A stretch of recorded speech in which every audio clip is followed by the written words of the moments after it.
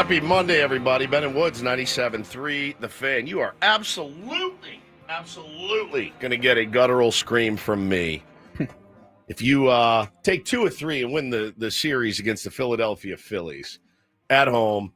Very excited to be part of this radio show today. Good morning, everybody. Ben and Woods on 97.3, The Fan. That one hurt a little bit more than I thought it would. Done a lot of...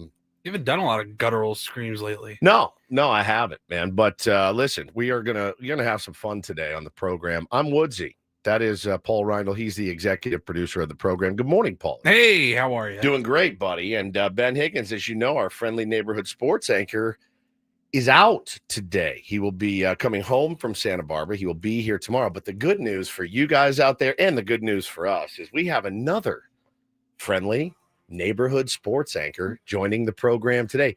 Many say even friendlier than our very own Benjamin Higgins. Handsome, just as sharp as they get. He's as sharp as a tack.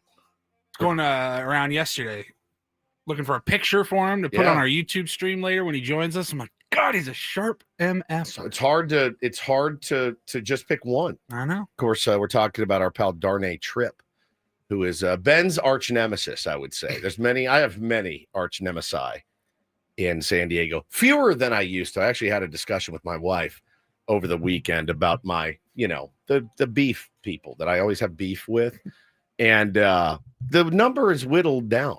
They're still there. Like there's a couple. They exist, but for the most part, a lot of those beefs have been quashed. And there's something that happens, Paulie, with age and wisdom. You go, you know what, man, life's too short. Now, there's a couple out there where life will never be too short. Till the day I die, I will want to get a crack in on a couple of these guys. But Darnay is fantastic, man. He's really good at what he does. We break Ben's balls about it. Like, I'll send Ben tweets that Darnay sends. I'll be like, why don't you send these kind of tweets? Why do you only send tweets? Actually, yeah. Yeah, why do you only send tweets where you are asking people to gang up on you and put cigarettes out on you? Like, look at this informative or Magic Johnson ass tweets. Yes, like look at how Darnay does it. Do it like that, and he gets he gets so bad. Darnay is fantastic, dude. So he'll be joining the program this morning at 7. But Paulie, let's start with you because I want to find out how your weekend was. I care about you. I want to know, how did you do? What happened this weekend? Everything okay? Weekend was pretty good. The dog. I was worried about the dog. I didn't want to ask. Okay, so she is hanging on. And not even like in a suffering way and we're doing the wrong thing. Like she has had this blood issue now for a couple of years. Rare like blood disease where like occasionally her platelets drop and then she gets super tired and is not doing well. She's been on a steroid for like 2 years, and we've kind of made the point like, hey, the next sign of regression when she starts to fail again, like we're done. How old? She 10 and a half. Which she's a lab pit bull breed. Yeah. So like 10's good for her age. Good, solid, good long life. Tip of your hat. And we know we're at the end. And so we've been waiting for those signs. And typically it's like pale gums, pale belly, and bleeding. Her body can't stop the bleeding. She would get like a cut in her mouth and would just bleed like while she was licking her blanket or something for a couple of days. And we're like, okay, this is not good. Like it's not healing itself. It's because of her platelets. So like last Sunday night, she started bleeding again. She was like licking her blanket and we could see some blood. We're like, all right, like get ready to make the appointment. Yep. Like when she regresses, it happens quickly. So we're like, when we see those signs, we got like 2 days to make an appointment and have it done. Make a decision.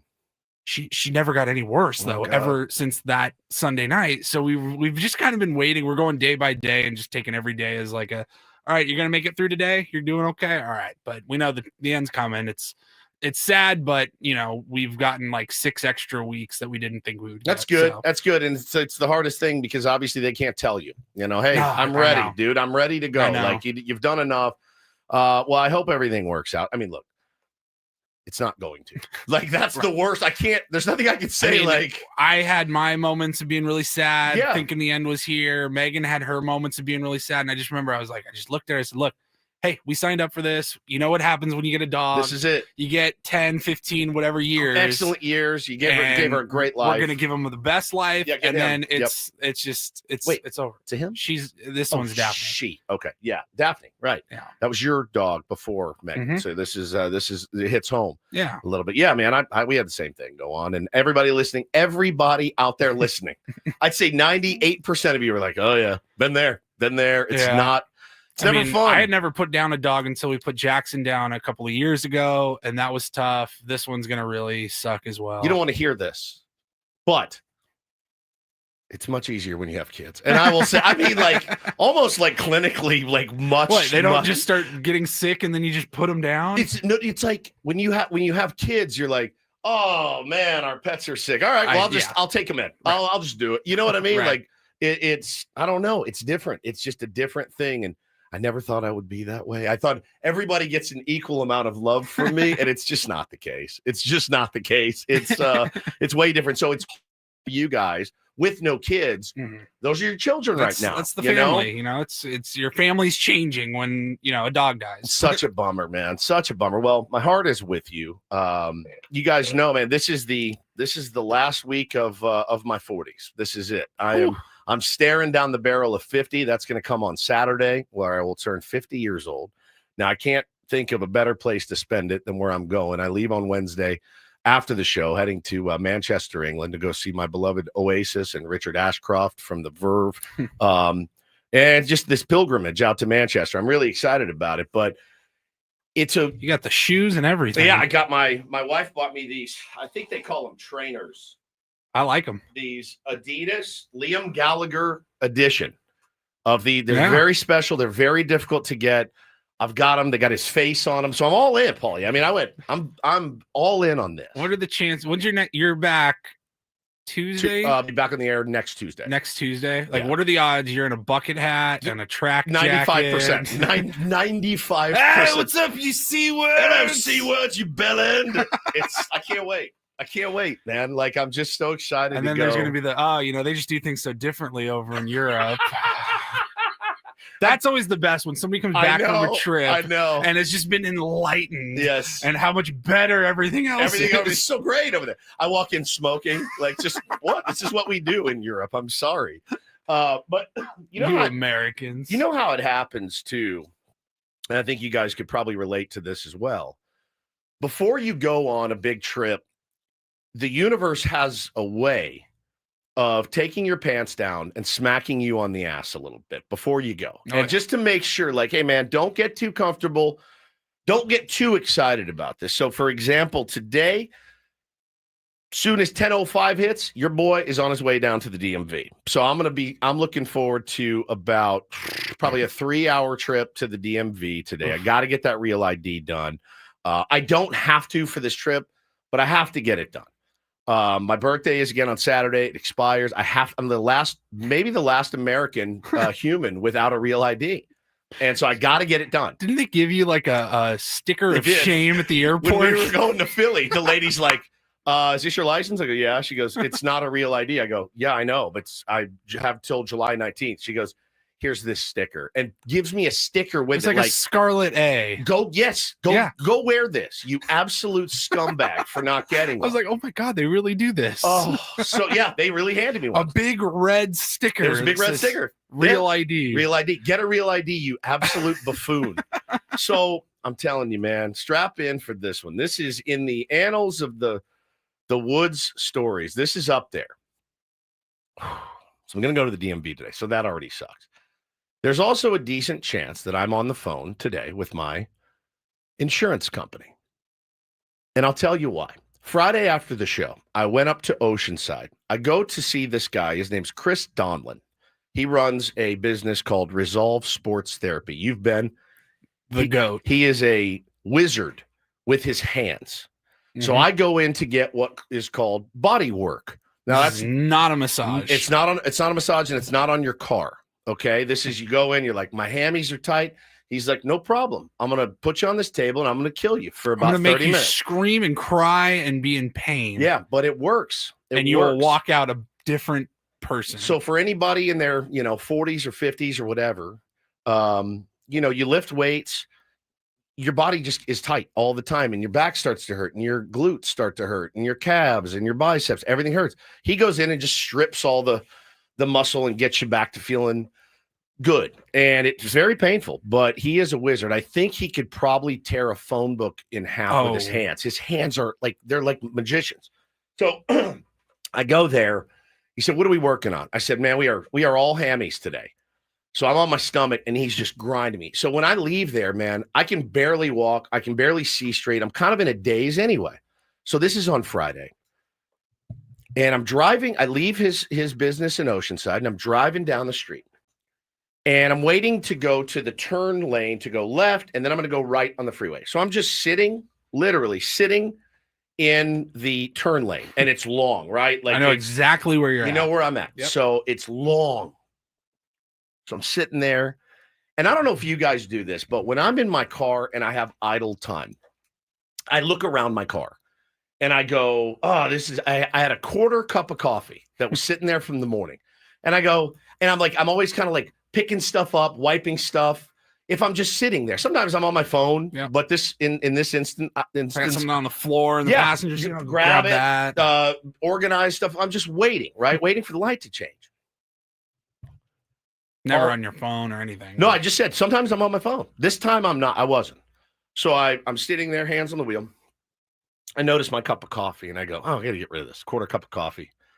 My luck, I'll knock it over, and it'll splash all over everything. So I pick it up, my right hand, take the cap off with my left. I lean across my body and pour a quarter cup of coffee out the window on the street. Mm-hmm. Okay? As I am looking out to the left, out the window, my right foot kind of slips off the brake. And all of a sudden, I look up and I go, boom, and I bump the guy in front of me. Yeah, you got the automatic car. It's just like half a mile an hour. Yeah. So I bumped the guy in front of me. I went, "Oh God."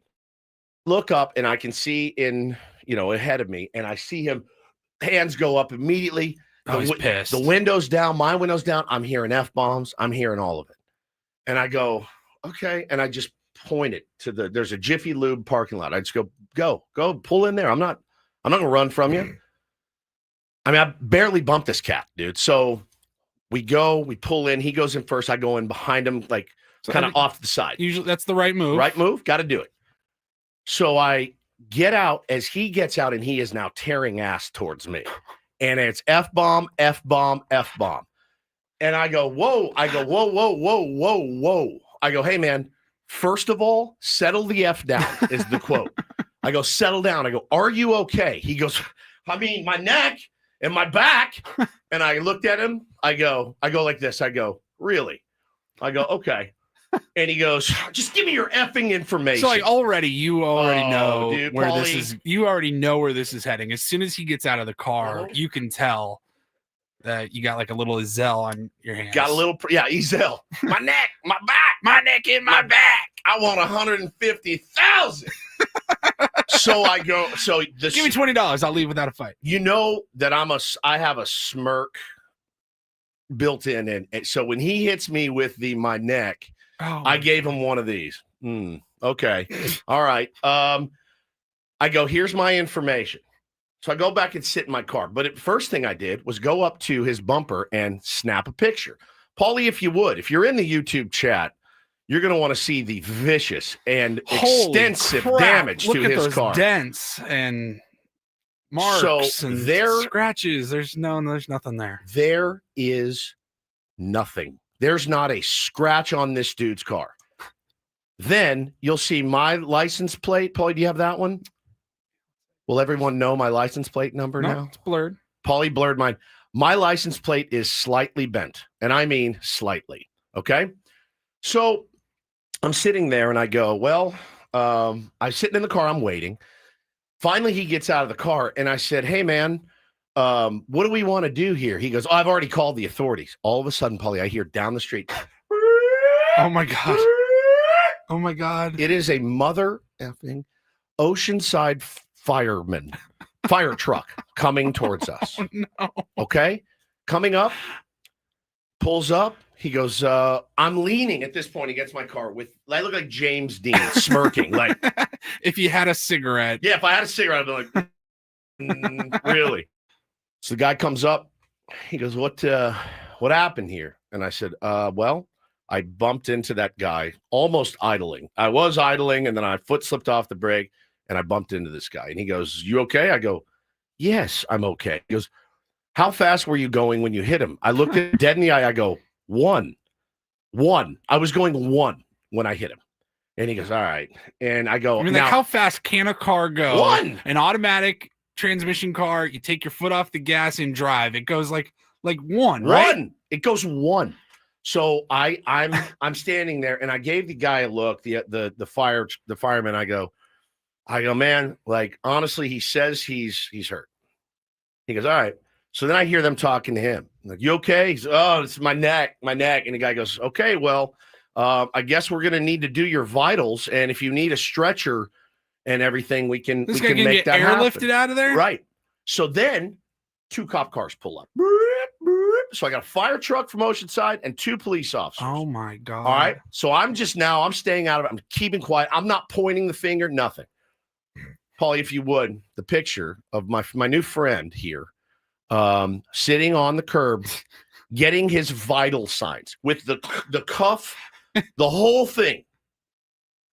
Fireman sitting there checking his blood pressure. Oh my God. This dude called 911 for getting bumped. So the best part was this. The guys from Jiffy Lube walk out and they go, bro, we got it all on camera. We got it all. So if you need it, I go, yeah, my insurance will probably need it. They go, we saw it. We heard it. I can't believe you guys are in my parking lot, and I can't believe this guy's getting his vitals. I cannot believe it. I go, I can't either. So then the cop comes up. He gets my story. I tell him. I go, look, man. He goes, were you on your phone? I go, officer, can I honestly say something to you? Coincidentally, this is maybe the first stoplight I've ever been at where I wasn't on my phone. I go, I will be honest with you. 99% of the time sitting there, I'm on my phone. And I go, look at the coffee on my running board. Mm-hmm. You can see I poured out. That's the why. Splash. That's the splash. Yeah. And I go, man, he looked at me and he goes, all right. He goes, well, look, man, this kind of stuff happens all the time. I said, that's unfortunate. Because it's happened to me, and I've gone out and looked at my car and waved the guy off. Like I've had more damage. Paulie, I've been at a light, and a guy hit me, and I got out at the light, walked out, and looked. I go, "You're good. You're fine too. Go ahead." Yeah, I don't we had a guy care. back into us like a year ago, and I'm like, "Stop! Please stop! Please stop!" Wham! And he hit us faster than you hit this guy, and you're like, "Oh, the license plate frame's like cracked," but BFD, right? I'm not gonna like ruin this kid's night and call my insurance and be on hold with them because of a cracked license plate frame. So the cop is taking my story. Then the fireman walks up to him. He goes, hey man, by the way, he's claiming neck injuries. Look how he's standing. Look how he's moving. There's no way this guy is hurt. That's a quote I heard from the fire guy. So anyway, it rattles you a little bit, but you're like, yes, it's my fault. Like, I'll wear it. But like, I think this guy got like embarrassed for a second because I would not engage with him. I don't want to fight him. Like, I wasn't barking back. I was calm. I told him, hey man, settle the F down. Are you okay? It's the first thing I asked. And hey, let me just clarify too. This guy could have had a complete spinal transfusion. He could have had a neck. Absolutely right. Mm-hmm. But the way that he shot out of the car to run up to me, the way that he was leaning and looking down and move, like he did not, if he was going to do it, he should have done it all the way. They should have put him on a stretcher and taken him away. Because now I'm calling BS, right? Yeah. And if he's listening or anybody knows this guy, you tell him to get in touch with me. I'm going to give him $40 for his trouble and effort. I will Venmo him $40 today. Nothing more, nothing less. But yeah, it was absolute parasitic behavior. Just, you could see the dollar signs. Well, my neck and my back. I just gave him the, okay, all right, man. So again, I'm not in any trouble. The insurance will take care of it if need be. I've got to call my insurance today, give them the case number, report it, and, then wait for the ultimate fallout. Are my rates going to go up a little bit? Maybe. But we've got phenomenal insurance in USAA. They're great. So I'm not really worried about it, but it was just one of those things where I went, man, it's weird to run into one of these people in the run into one of these people in the wild. I mean, truly, truly incredible. You called me on Friday and told me this story, and I was just like on the edge of my seat. And when you're like, and this guy gets out of the car and he starts walking towards me, Paulie, and I'm like, oh, it had to have been a Dodger fan or a tier 1. And I was like, that's the only two ways this story can end. And you're like, no, this guy was like trying to scam you. Like what's he trying to do? What's his mentality? Is he trying to like run up as many costs of city services like police and fire trucks? I'm surprised an ambulance didn't come up just to like potentially run up the bill for you. I know, man. And again, like it just a tremendous, in my opinion, waste of resources. So I get a DM Friday at 2:30 from Josh that says, hey, was Oside PD messing with you? I saw it by your beloved Valvoline. That's who it was. It was right by a Valvoline instant oil change. I couldn't tell if it was a bit. I go, no, I bumped the car in front of me. He was claiming injury. Here's the damage to his car. The cops were awesome. They were rolling their eyes at him. This will be the opening segment on Monday. And I'm hurt. Oh, my neck, my back, my neck and my back. Oh. I couldn't. I mean, honestly, like, I'm not in that moment. I thought, should I just offer this guy like $1,000 or something to like go away? But then I was like, F him, dude. No, like if he's going to do this and like, if you're going to see it through, man, more power to you. Stick it to USAA. You'll be hearing from my attorneys. So, it did not get the weekend started off in my favorite way, but I'm okay. I'm pretty sure he's okay at this point that visual of him sitting on the curb, I would have been so mortified. I would have peed my pants. I would have been so, if the firemen, these, you guys know how firemen are, sharp as hell, dude. Good mustache, sharp, nice, ripped. He's like, okay, sir, let me take your vitals. I would have been like, never mind. I'm fine. I'm okay. So that was how the weekend got started for your old pal Woodsy. But hey, man, it is what it is. I'm okay. It was not a major accident. Certainly no damage to his car and barely any damage to mine. But wanted to share that story with you guys. Be careful out there. Pay attention. Keep your foot on the brake. Don't clean your car at a stoplight. Just more advice. More. It's another reminder to always keep your head about you when you're in your car. We got a great show for you today. Great show. Padres take 2 of 3 from the Phillies, which was phenomenal. And I'll be honest with you, I didn't think it was going to happen. I wish I could have sat in here and said, I told you guys they were gonna absolutely take it to Zach Wheeler. They were absolutely going to take it to Ranger Suarez and beat him. We're going to do it with the back end of our B team bullpen on Saturday against Wheeler. Jackson Merrill's going to. I wish I could say I told you guys this. I didn't, because I didn't think it was going to happen. So I'm happy to wear that egg on my face after taking a series against the Phillies going into the break. So it's going to be me and Paulie here. We got a great show for you. Darnay Tripp's going to join us. Craig Elsten's going to join us. Dennis Len. You're going to get a lot of Padres talk today. And yeah, we'll have some fun today on a Monday morning, waiting for Benny to get back tomorrow. Ben and Woods on 97.3 The Fan. I want 150,000. But we can start out of court right now for $20. Man.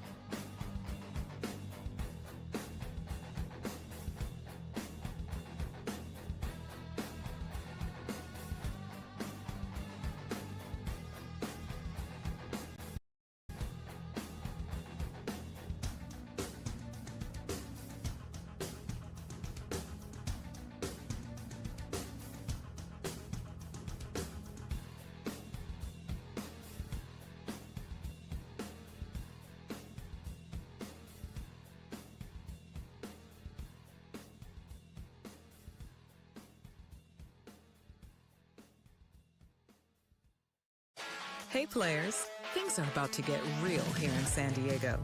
Introducing the all-new Hamul Casino Resort. With a 200-room hotel tower, exciting new eats and drinks, plenty of new places to play, and a luxe spa and salon. Hello, rooftop pool and deck. It's where players can play their hearts out and enjoy all the perks that come with it.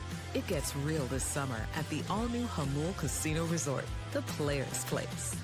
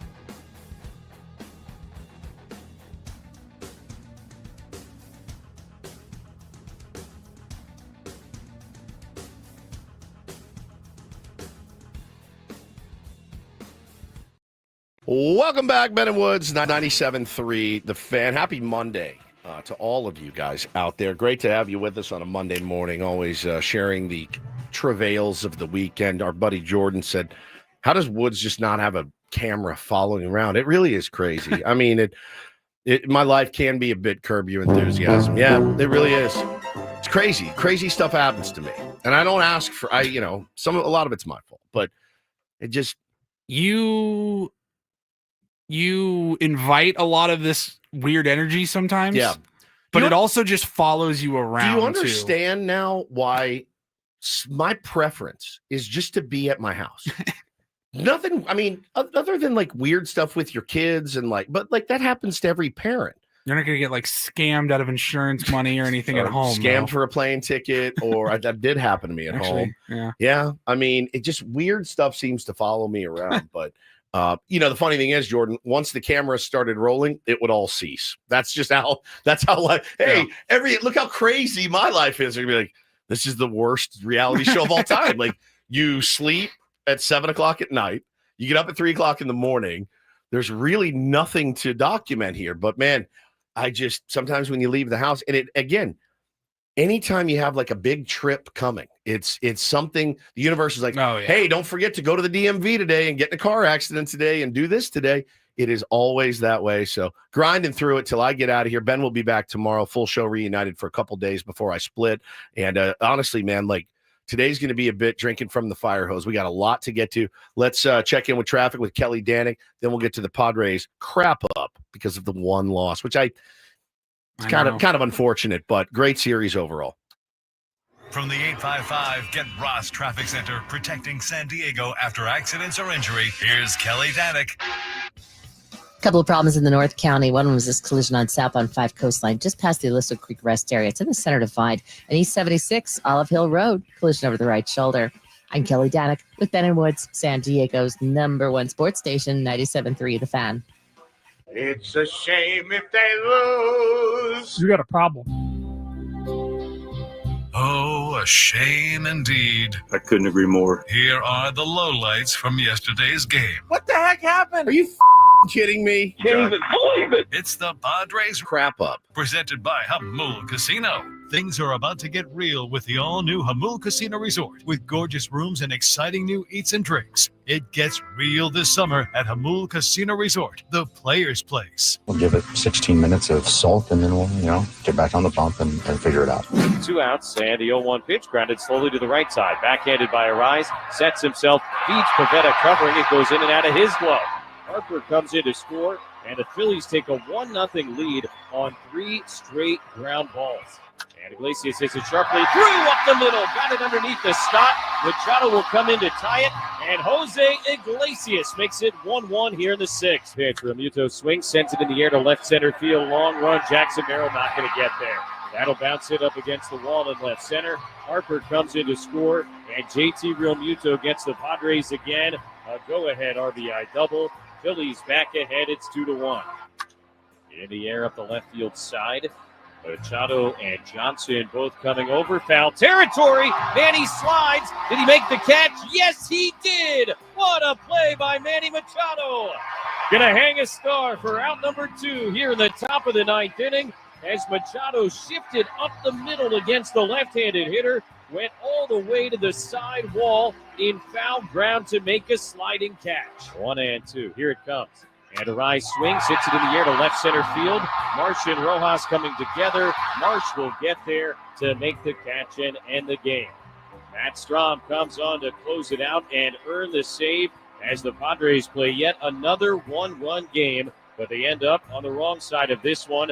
Phillies avoid the sweep with a 2-1 victory, and the Padres wrap up their longest homestand of the season, 6-4, as they head into the All-Star break, 52-44. Well, yeah, I mean, today we'd like to have gotten it, brought it home and felt really good about it, but I still feel really good. Good homestand, 6-4. If you go 6-4 over the course of every 10 games, you're going to win 96 games. So really, really, really good baseball. A lot of good things took place. The offense really, including the base run, the offense machines really coming into gear. I mean, okay. All right. Some stuff you can't disagree with. Yeah, some stuff you can't. Some stuff that you can, pick apart. But at this point, where we sit today, San Diego Padres and Padres fans out there, 52-44, 8 games above 500. In a playoff spot as we sit here this morning. Thank you to the Los Angeles Dodgers for beating up on the San Francisco Giants the last 2 days. I know Ben's probably very happy, was really looking forward to rooting for the Dodgers. The Giants are going to be difficult. The Dodgers are going to be difficult. We know that, but I was cheering for the Dodgers yesterday. Yeah, we know, Ben. We know you up in Dodgers country right now, even cheering vehemently for the LA Dodgers. Paulie, it leaves us. So now this part of the season, you don't want to call it a half because it's not 81 games. It's 96 games, leaving you with the second part of your season that is now a 66-game regular season. That's what you've got left. If it's any indication, if the first part of the season is any indication, this is going to be an excruciatingly tough ride. I mean, it is. It was a rough 96 games, and they still came out 8 games above 500, which, again, I know I played it down at the beginning of the season, but I thought I took a pretty honest assessment of the team and said, yeah, man, I don't see it right now. I see a 500, maybe a little bit above team based on what we have. And you got a taste. You can get some tastes here and there, and you'd see the potential. It just hasn't quite lived up to all of it yet. So I set my expectations wanting to be pleased, right? And I think I sit here today pleased. Now, the first 2 weeks of the season certainly change your expectations, and you let yourself dream in April of, oh my God, nobody is playing baseball like the San Diego Padres were, and they played really, really sharp coming out of the gate. And again, I'm not gonna roast them for that, because I think as long as we've been a show, we have sat in this room and said it's so imperative to get off to a hot start. I know it's a long season, blah blah, like crap. They did it. They did exactly what we asked them to do. They got off to a scorching hot start. They padded their lead. And look where they sit today, 8 games above 500 with everything that's happened. It's hard for me to sit in here this morning and beat my fist that, they need to be better. They do. That first stretch of the year that they peaked early. They did in the first half. Hopefully that it's was not the peak. That's what I'm saying. In the first half up to this point, like that's been the best of the Padres this season. And what it does was the first 2 weeks. What it does to the fan base is you go, oh, so that's what we're capable of, right? Like, and then everything changes. They have not been able to get back to that level since it happened, since 14-3, 15-3, whatever it was. Can they change? Absolutely. There's still a whole 66 games to go. Well, and you saw flashes of that team this weekend, right? You saw the team that was like, oh, wow, like these guys they came to play this series. And again, I cannot undersell or oversell taking 2 out of 3 against the guys that you did it against, and with the guys that you had currently, out there towing the rubber, especially in the bullpen in game 2. That was one of the most impressive wins I think I've ever seen from a Mike Schilt-led team. So nothing easy, man. No. There is nothing easy. There is nothing easy with this team. Legitimately, when was the last time the Padres won a game by 7 runs, 6 runs? More than 4. You know what I mean? Like out of slam range. I don't know, man. 54 games decided by 2 or fewer runs. And all we're hoping for is Mike Schilt to continue to do what he's done every year of his managerial career. He has a .651 second half winning percentage. How does that hold? Like, it's not luck, but it's also not skill, right? Like his teams just seem to get better. Totally identify it. Right. Like and you don't want it to change. No, you don't want it to change at all. But there is something you have to attribute it to Schilt, at least partially, where every team that he's been on is 190 games. Every team that he's been in charge, they've been a second half team. I mean, I do feel somewhat gaslit by the manager sometimes, and I think that's probably pretty standard for most managers. Like that's what they do because they're in the clubhouse, as Mike Ybarra says. They smell the clubhouse, and he sees value in things that maybe we don't see value in, and that's okay. That's his team. He's protective of his team. I have no problem with that. It's better than other managers I've seen here throwing their players under the bus constantly. But I think this weekend was a really good indication of what this team is capable of. They can beat elite pitching. They just did it. The way that they handled Wheeler and honestly, man, like yesterday's game, that's a winnable game. They actually should have won that game. One bad inning, essentially. It's tough because Manny gets that E, and he said after the game, he took a lot of accountability for that. He said, I got to hit him in the chest there. He goes, period. I have to hit him in the chest there. I watched the play and said, Arise needs to pick that ball. A good first baseman picks that ball. You wonder how many errors have been attributed to Machado this year that probably I can think of probably at least four or five that probably fall on Louis. Luis Arise is one of my most interesting thoughts. He invades my thoughts on a daily basis, sometimes good, sometimes bad. I don't think he is a very good first baseman. I think he can be serviceable at times. You wonder what this team could be with a really good first baseman over there. But man, do I think he's valuable to the San Diego Padres? I do. He disappeared this series. He did some more goofy stuff yesterday. We were in the dugout yesterday. We had a tier 1 baseball game. And, normally I'm like, hey, let's focus on this game we're playing. But when the Padres are on and we're in it, Ben's out today. I'm like, leave it on so we can hear it. And when this dude dropped down a sacrifice in the first inning, again, I got to hammer this home. Mike Schilt ain't calling that. He's not. That's not a Mike Schilt call. That's Luis Arise. I'm going to try. He wasn't hitting. So I think in his mind, he's like, I'm not seeing the ball. I'm slumping. I'm going to try to do Let something. me do something to get this team going. Okay, fine. I still trust him to hit his way out of any single slump that he's in. And I always will. Okay. I trust him against a lefty. I trust him against a righty. I trust him against anybody.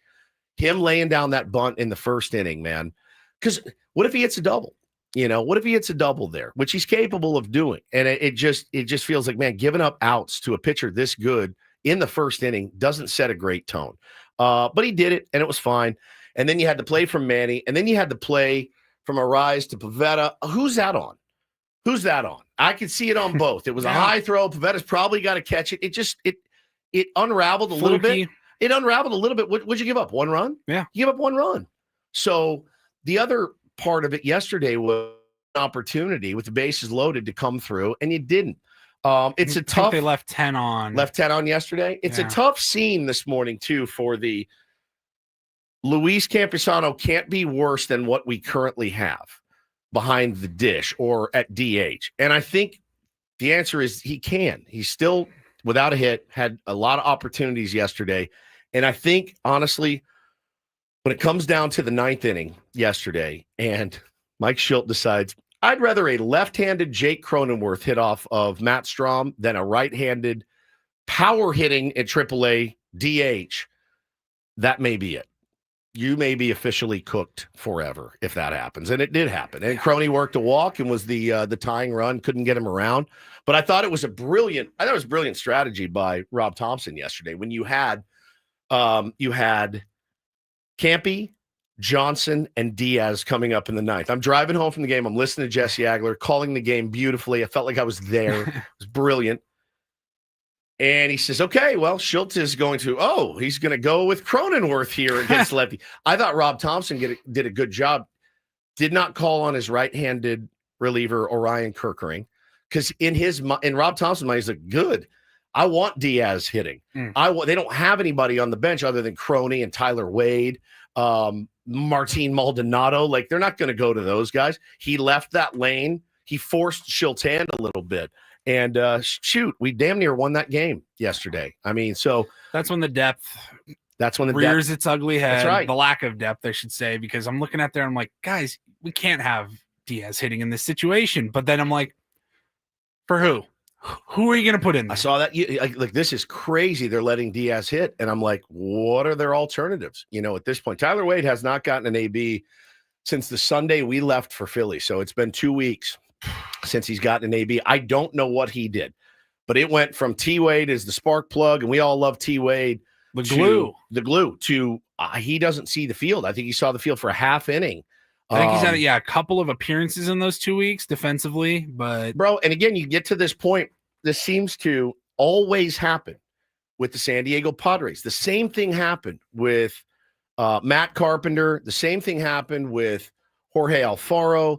The same thing is now happening with Tyler Wade. You got these guys on the bench that for whatever reason the skipper has lost faith in, and he doesn't go to. So I don't know. It's a waste of a spot. That stuff happens. We don't know what happened, but it's not uncommon for a manager to be like, I can't play this guy right now or whatever. But to just have him sit there in a uniform and taking up a locker and taking up space on the bench. I mean, again, you could argue well, who would you rather have in that spot? I'm like, I just want somebody that's available. that can play, somebody that can come in and get a job done in a situation. Yeah. I mean, it's just, there's been situations where I'm like, I would like to see 2-8 out there. I think. I mean, again, your depth is limited when you're in here lobbying for Tyler Wade, and I think he's got like a 515 OPS or something. I mean, he's not a game changing player, but he is a spark plug type guy. He gets a bunt down. He does things. He hits it in a funky spot where he always finds a way on. He's got speed. So I just don't know what you do. But again, I thought the writing was really on the wall yesterday when you saw a right-handed hitter that is hitting tanks in El Paso, not even get a look against Matt Strom there. And it's tough, man, because Campy is Crash Davis right now. He's full on mashes at El Paso. What are we supposed to do? He had 2 Ks and grounded into a double play yesterday. I feel for him. I really, really do. I know he's overcome a lot in his career. I feel bad. Like after the game yesterday, I was like, I feel bad. Yeah. I feel like he's so in his head right now. He he probably got the call Saturday afternoon, Saturday evening. Gavin Sheets is going to go onto the paternity list on Sunday. We need you back up yourself. Yeah, you're in there. Fly on out from El Paso. You're playing on Sunday. You're like, cool. I get one more chance to embarrass myself before the All-Star break, and then I will definitely be getting sent back down to AAA. And I'm like, I don't know what they're going to do. Schulte he said something too, where he's like, look, getting the call to go against Christopher Sanchez is one of the toughest calls you can get. He said you cannot replicate a changeup, right? Like we can replicate spin, we can replicate velocity. You cannot replicate off a machine a changeup. It's the hardest pitch to hit in baseball, as far as I'm concerned. It is absolutely unfair. It should be banned. But getting that call, and Schultz said, look, it's a tough call to get, but this is the big leagues. They're all tough calls. Like they're all going to be tough assignments. So didn't come through yesterday. It's totally not on Campy that we lost that game yesterday. The offensive futility kind of reared its ugly head, but again, against a really, really good pitcher. But I do think it's interesting, Paulie. I got this sent to me by about 15 people yesterday. And, I think personally we don't get along, but I respect the man. I respect Hacksaw. I do. I respect what he did in this town and laid it down. And I like to support new media. So you got a problem. Yeah, I like to support the podcasters out there. I always have. I always will. I saw his take at the break yesterday, and I thought, let's play it, give him a little pub, and also see how we feel about it. Pitiful Padres. It says pitiful Padres. We're getting to the All-Star break, which is a pivotal point of the baseball season. What? And the burning question, what do you think about your Padres franchise? To me, the Padres have underachieved. They're borderline B- grade the first half of the season. Would have never imagined Dylan Cease would have a 3-9 record right now.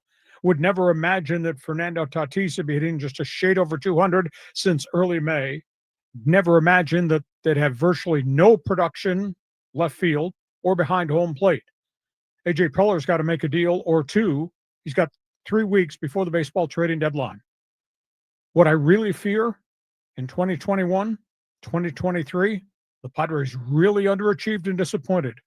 And this sure feels like it in 2025. Okay. That's one man's opinion on sports. So he had the burning question. Now, was that one of his bits, burning question? Because it's strange. I remember Jim Rome is burning. Okay, Rome is burning. That makes sense. But the burning question. So I actually wrote down this morning I have it written down in my notes, 3 burning questions. And I go, well, I can't steal his bit. So I need my own woodsy. So these are my 3 moist questions. Okay. Mine are 3 moist questions. Number 1, obviously the trade deadline. Number 1. We will talk about the trade deadline. We're going to talk to Craig Elsten. We're going to talk to Darnay Tripp coming up in a little bit about what he thinks the Padres should do. My number 2 moist question, Paulie, was number 2. What do you do to maximize Luis Arraez?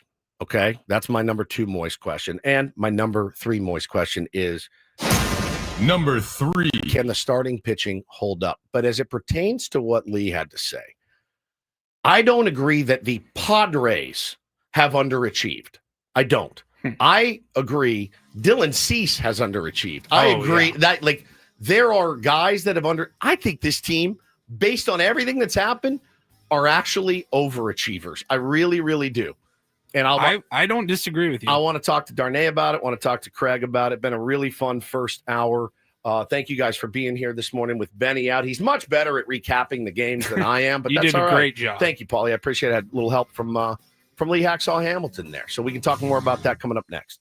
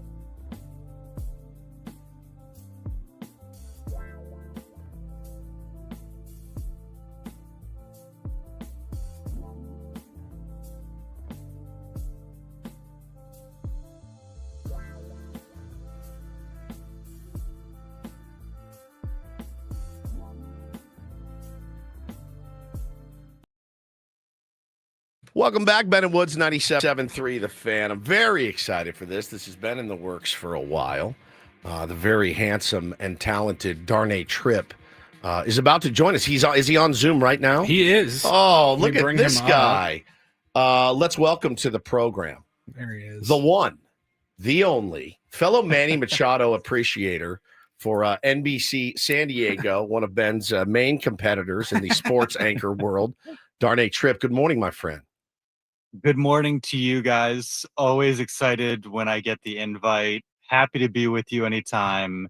And I just enjoy it just a little bit more knowing that Ben is even just slightly annoyed that I'm on here with you guys at the moment. Honestly, like, we all have those people in media where we're like, man, kind of, I'm that guy he intimidates me or whatever. And I think for Ben, you're the one, because we always pump you up so much. He's like, I'm pretty good too, guys. Like, I'm good at what I do. And of course, Ben is great at what he does. And he's such a diligent dude. But it's nice. I do it to kind of take the piss out of Ben a little bit, but also because I'm a huge Darnay Tripp fan. So, like, don't tell me what I can do when you're gone on a vacation. Yeah, exactly. I agree. How's everything, buddy? We're good. I appreciate you guys as always. And yeah, it's just, fun time of year. Excited for the All-Star break. Nice to have kind of like a reset. Glad that the Padres played well going into it. Lots going on. San Diego FC playing well.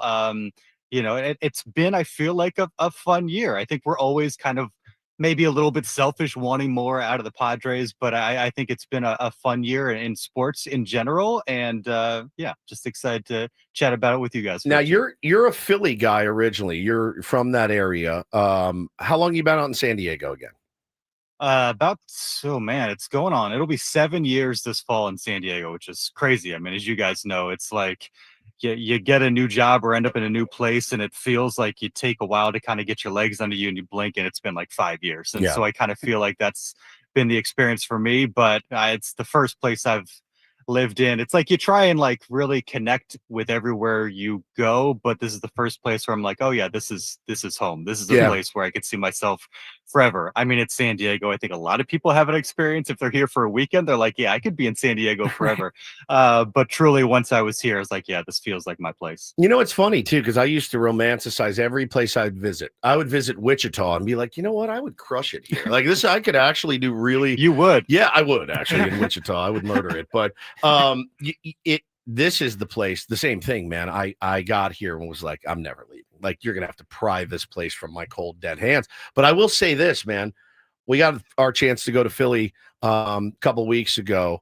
We had the most epic time. It has some of the best food I've ever had. The people were actually great. I loved the arrogant fans. I thought they were awesome. They were cool. Everybody was really cool. Everybody was cool. I had a buddy. You didn't feel threatened. He was or like, anything? "Oh, like, did you get any like Philly jerks?" I'm like, "No, like not one." They were awesome, and they're knowledgeable, man. They're knowledgeable, and I think that there's for me like the Dodger fan just seems very casual. The Philly fan is not casual. They'll still talk smack, but they know the game. Like they're not just there to beat up their fellow fans and yell and scream and throw beers on the field. Like they're a knowledgeable fan base. I found that really, really exciting. Yeah. And look, I mean, you guys know how to handle yourself, I think, when you're in enemy territory as well. So I think that goes along with it. I think some people get themselves into Philly and saying, okay, I'm going to stick it to these Philly fans. It doesn't typically work out the way maybe you had envisioned. But yeah, I think that's one thing I've appreciated about fans from my hometown. And you can go through the history. I think often about, and it was a really touching scene when Tony Gwynn passed away and Tony Gwynn Jr. stepped to the plate in Philadelphia, received a standing ovation. I believe it was his first game back. And, if it's all-time Dwayne Wade and Kobe Bryant, their last time in Philly, great Philly athletes when they come back, you often see just a really warm ovation and a cool moment, and maybe some of the tough history put aside, because fans in that city understand the stature of these athletes and what they mean to the city and to the game as a whole. And so I'm glad you guys had that experience. I'm always like a little bit worried when there's people that I know and that I care about that are going to Philly. I'm like, man, I hope they have a good time and things go well for them. And I will say, like, first time my wife visited, she was like, I really enjoy this city. And we went a couple times, and granted, it was often during the holidays, but we were walking around the city one time. I think a guy opened the door for her, and she turned and looked at me and said, "People in Philly are really nice." And I was like, "It's the first time anybody's ever said that to me." But there is kind of a warmth there that you can get to if you give it a chance. I'm glad you guys did and had a good time. Had a great time talking to our pal Darnay Tripp here on Ben and Woods this morning, live on Zoom. The other thing that always impresses me about you is you're the father of twins. Is that right? Twins, not triplets. Well, goodness, no, twins. No. And Just twins. How old are your babies now? They're just past 2.5. So yeah, we are. We are in it. Just wait. Just wait. Like, you think you got this part licked, and then no, we don't. No, okay, yeah, fair. I mean, it's double the fun. How difficult is it for you with your gig, right? And I sometimes we lament, man, we don't have the four major sports teams here, so we're lacking this content. Honestly, the more I spend in places like Philly, I'm glad we just have the Aztecs and the Padres and SDFC, because can you imagine, as crazy as the Padres make you feel sometimes? Correct. Doing it year round, multiply it by 4. It's all year round. It never ends. Forget it. I'm happy doing it. But with your gig and having 2 small kids and having to be at games and having to cover stuff, how's that gig work for you? Yeah, it's good. It's funny, thinking of Philly, like my counterpart for NBC in Philly, a guy by the name of John Clark, and he is on it. He is everywhere. I don't know where he finds the time to do all these things with 4 major sports. And so I think about that all the time, and it is a handful. I mean, I think, like, as I'm sure you've experienced, even just like getting married, you've realized, all right, I got to kind of find a good balance here. You know what I mean? I'm going to have to say no to some things that I maybe would not have in the past. And so that's even more so when you have kids. Laura's great. Her mom helps us. We have help. We couldn't do it without, Yeah, takes a village. An extra set of hands or two. And so that makes it possible. But yeah, it's just kind of picking our spots, saying no when I need to say no. Having the Padres game on my phone while we're out for a walk or while the kid shows are on TV, that sort of thing. Just sneaking it in while you can, stay on top of it while you can. But it's fun. And I think one of the things, we haven't really done yet that I'm excited about, we've been talking about going to a game, like whether it's a Padres game, San Diego FC Wave, just like take them out and getting them in that environment. We haven't done that yet. And it's something I want to do this year, this summer, maybe in the fall. I know you've done it a ton. Yeah. And so I'm excited to kind of expose them to like my experience a bit as well. Well, you do such a great job covering the team every single day, Darnay. I always appreciate the work that you put in. What is your kind of assessment? I mean, I just played the Hacksaw audio. He thinks that they are underachieving. I do disagree with that, and it's not just because it's Hacksaw. It's because I disagree with it. I look at what's happened to this team with no Yu Darvish, no Michael King. Like the Jason Hayward, Yuli Gurriel getting ABs, the catching lack of production. I'm like, how could you look at this and say they're underachieving? Like, I kind of think they're playing a little bit over their skis at times. I think in some respects, yes. I think when you consider kind of some of the slumps offensively, Xander had a stretch. He's been really good now for like the last month. Tatis had the worst month of his life. Merrill too. Yep. Gradually come out of it. Merrill, there's been injuries as well. I think, it's easy to point to what's happened with the lineup and feel like, all right, there's been a lot of meat on the bone, that, kind of gotten as much, we haven't gotten as much of the lineup as maybe they should have to this point. And so that's where I feel like, okay, maybe they've underachieved from that standpoint. You make great points. Aside from those guys being gone, just the level of productivity they've gotten from Vasquez, Kolek, Bergert, as good as those guys have been, because there's a lot of starts in there that could have gotten sideways. No doubt. Where's this team? And the bullpen, even when they scuffled a little bit, they've rallied and tightened things up again. And so I think all told, maybe you would have hoped things would be a little bit better, but again, sitting here, 9 games above 500? Eight right now. 8 games 66 in possession of a wild card spot. 66 games to go. I mean, I remember last year it was win one, lose one, and we got in that stretch. We broke the cycle, over the weekend by getting the win on Friday. Again, I'm not coming in here beating my chest because I certainly when we left the show here Friday, man, you had 3 guys that were all just crossing their fingers and going, "Oh no, this could get really squirrely." I was hoping to get one. I mean, like, please God, scratch out one positive win. And I think, that speaks to the fact that they don't instill a lot of confidence in you, but you do know they have played so many close games and they've won so many close games. You talk about meat on the bone. Yes, they have left a ton of guys on base. They have absolutely been pitiful with runners in scoring position at times. And yet, here they sit ready to go. And you look at this and you go, man, that's a really battle-tested team. And I know the record against teams better than 500, has not been great. They can clean that up. They're better than what they've shown. So maybe they have underachieved. I don't know. But I look at it it's and all go, just how you view it. This could have gone so sideways for this team. So sideways. If the bullpen had been a clunker and Kolek had been a total disaster and Berger had been a total disaster, this team could be, no BS, 10, 15 games below 500 right now. In the spirit of baseball and how it usually works, they absolutely could be 10 to 15 games below 500. No doubt. There are definitely points in the season where things could have gotten away from them. And I think, I feel like I've sort of been kind of biding my time until the deadline to even really truly evaluate them a little bit, because it's been so obvious that there are holes to fill. Right. And it's just been like getting by without any sort of productivity from the catcher, getting by with really spotty productivity from the DH, whatever you can get from left field, especially if it's on a day where it's not Gavin Sheets. And so I think just knowing that, I've kind of been like, if they can just survive, stay in touch, hopefully with the Dodgers and certainly with the wild card, see where they're at and see what this lineup looks like in early August, and then let it ride, see what happens from there. I think they've been a little bit tough to evaluate just because unless this really is what it is, unless somehow we get to the deadline and AJ Preller just doesn't do anything, which seems unthinkable, like there's going to be upgrades and additions of some sort. To what degree, we don't know. And I think at that point you'd be like, wait, what is this team all about? And we can have an idea of kind of like what they're going to look like going forward. But those holes have been so glaring that there's a little bit of me that's like, I don't know how much I'm like, what is it worth evaluating them? Because we know it's going to look different once crunch time rolls around. Yeah, honestly, I think we're talking to Darnay Tripp here on Ben and Woods this morning. And honestly, I think that's such a good point. You now have a couple of weeks till the trade deadline.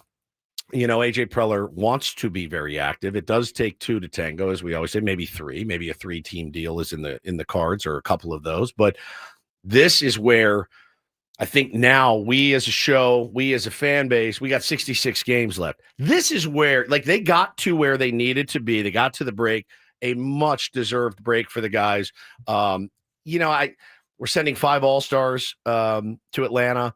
Atlanta, right? Atlanta. Yeah. I was sending 5 All-Stars to Atlanta, and I'm going, I kind of wish all of them were staying home to rest. I really do, because we need such big performances from all 5 of those guys down the stretch. No, like, I don't want to see Jason Adam touch a baseball in Atlanta. Right. Not even a little. Like, I'm faking a hamstring. Like, let them call my name. I got my All-Star bonus. I got my jersey, my hat.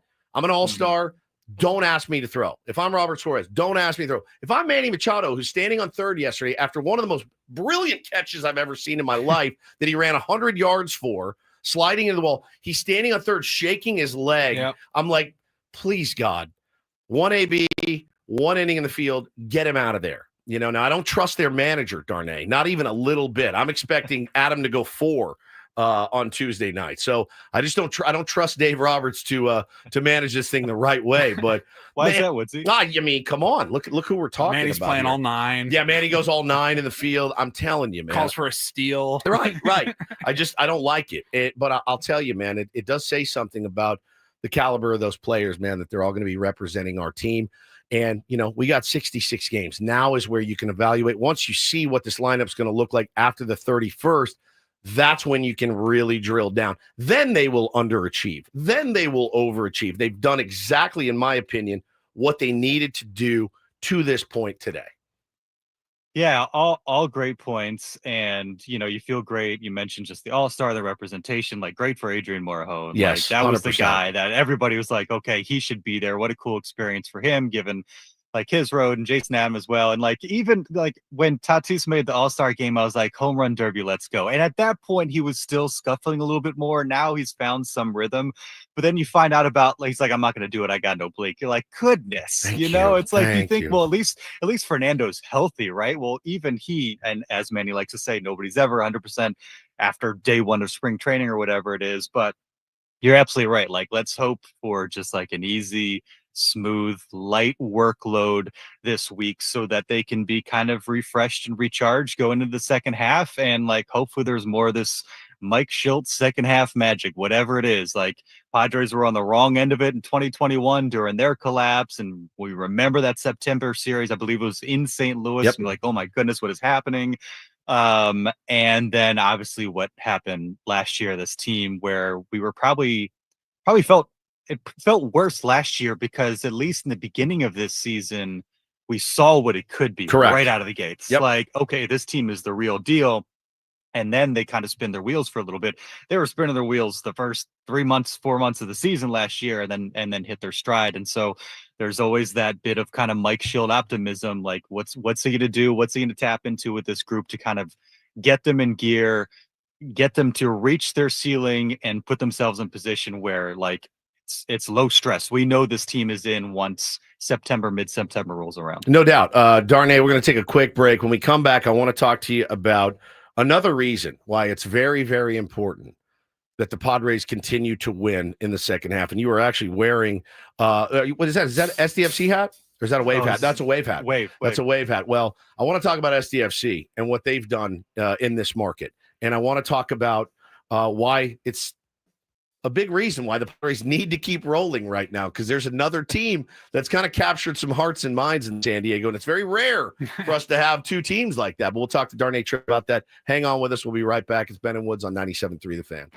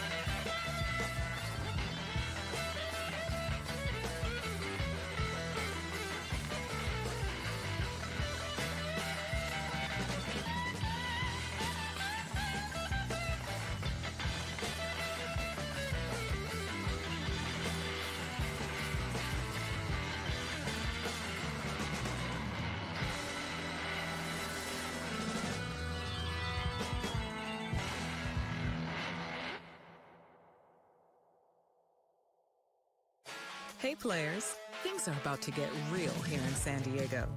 Introducing the all-new Hamul Casino Resort. With a 200-room hotel tower, exciting new eats and drinks, plenty of new places to play, and a luxe spa and salon. Hello, rooftop pool and deck. It's where players can play their hearts out and enjoy all the perks that come with it. It gets real this summer at the all-new Hamul Casino Resort, the players' place.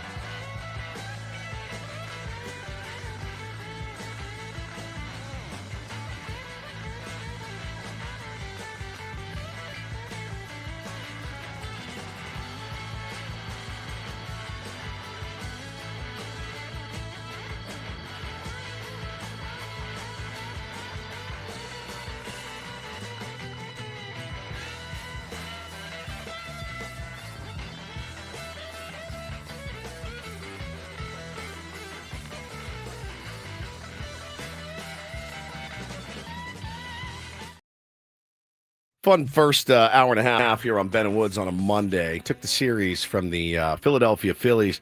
Needed it badly going into the break. Again, 8 games over 500. Joined this morning by a very special guest, another one of Ben's competitors, Darnay Tripp from NBC7. Darnay, thank you for spending some time with your old pals Ben and Woods this morning. You're looking good, man. You look great. The beard looks good.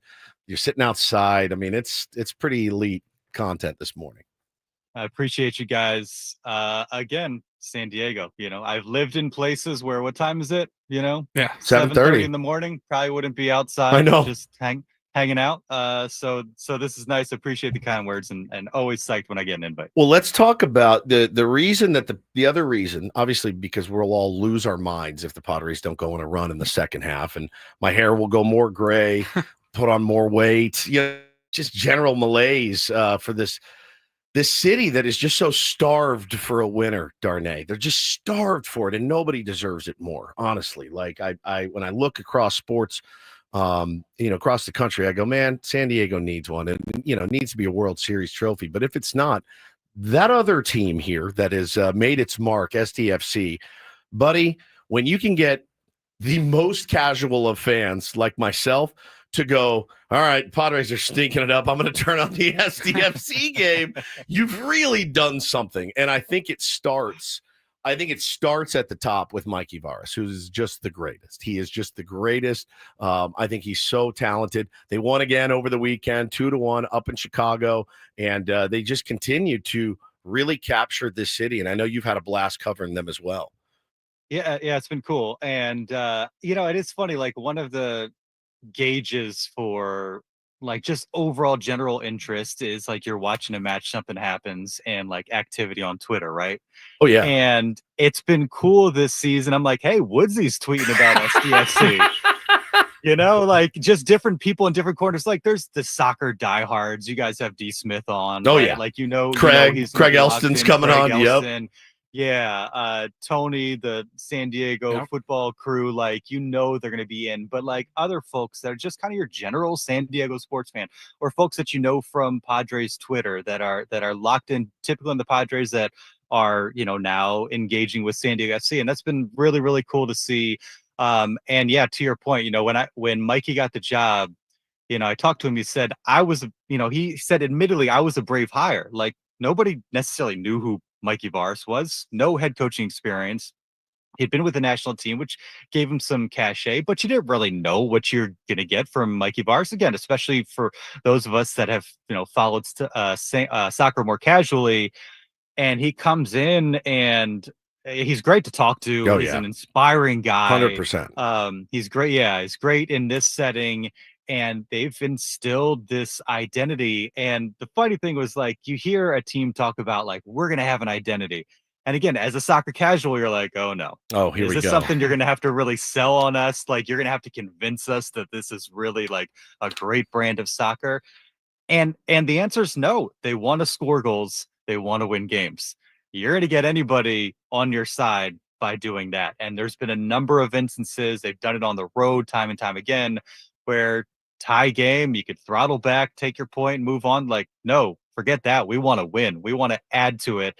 And I think that's what's made it really fun and I think compelling to the city. Because again, you're going to have your soccer diehards, and then you have folks that just want something to do and want to be part of something else, along with the Padres. And it's easy to capture people when you want to score goals, you want to be entertaining, and you want to win games. No question. And the trifecta of really what we have here with SDFC, the San Diego Padres, and the San Diego State Aztecs basketball team. I'll be honest. I mean, those three are essentially must watch. And I think everybody in charge has done a really good job at making it so over the last 6-7 years, right? I mean, and obviously with SDFC, this just being their first year, but I mean, they're leading the table right now. It's just incredible to see. And obviously Aztec season's around the corner. Paulie, Aztec for life, salivating. I mean, Ben too. And me, who again, very casual fan. I watched every single game last year, like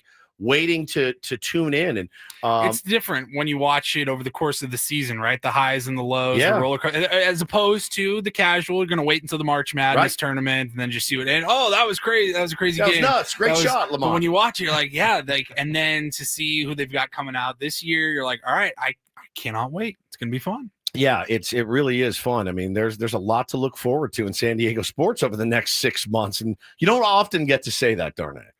Yeah, and as far as the Aztecs go, like, it's rare to have a collection coming back the way that they do, and even rare still like these days. And I think that, like, I've heard from so many San Diego State fans that are like, I just don't know if I can do it. I don't know if I can really engage with the program or college basketball period in the same way, college football even, because of that like revolving door. And I think after last year, they lose a few guys and you're just like going to every offseason. Obviously Magoon and Miles Bird, they lose Nick Boyd, but you're like, man, like, are they going to have to start from scratch every single year? And I'm going to have to get to know these guys again every single year and hope for the best. No, like all these guys make their commitment. They want to come back and be part of something special. It's a great program. And I think that's like, there's so much consternation about NIL and a transfer portal. Like, you still have to have a program. And like, I think that means something. And I think that that's kind of been one of the lessons this offseason with San Diego State. Like, Brian Dutcher's built a program and that's going to pay off in some ways. And we've seen that happen this offseason and I can't wait. I mean, basketball has always been maybe my favorite sport. And so I'm very much looking forward to it, just period, because it's San Diego State, but because of the talent that they have coming back and the possibility of what they could achieve. Well, and listen, man, Mike Schilt, Does he make decisions that you don't agree with? Absolutely. Every single manager does. But he has also built a culture. There is a culture there. This team, good, bad, ugly, whatever, they are together. And that's not something you could always say about the San Diego Padres. Even in the short time, 7-8 years that we've covered them, they were not always a together team. They are now, win or lose.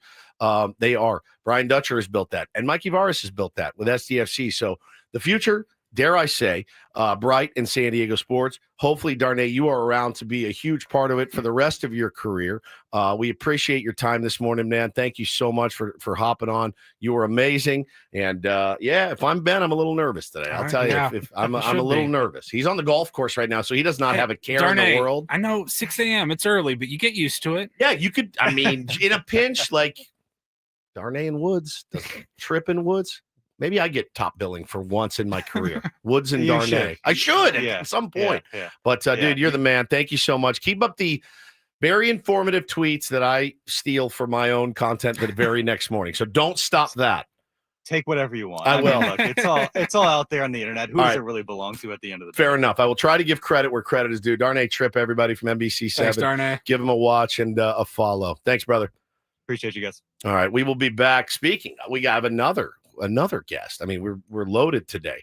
Excited to get Craig Elsten's take on everything going on with the Padres, what he thinks that we're going to do at the deadline. A longtime friend of the program, Craig Elsten, will join us next right here on Ben and Woods, 97.3 The Fan.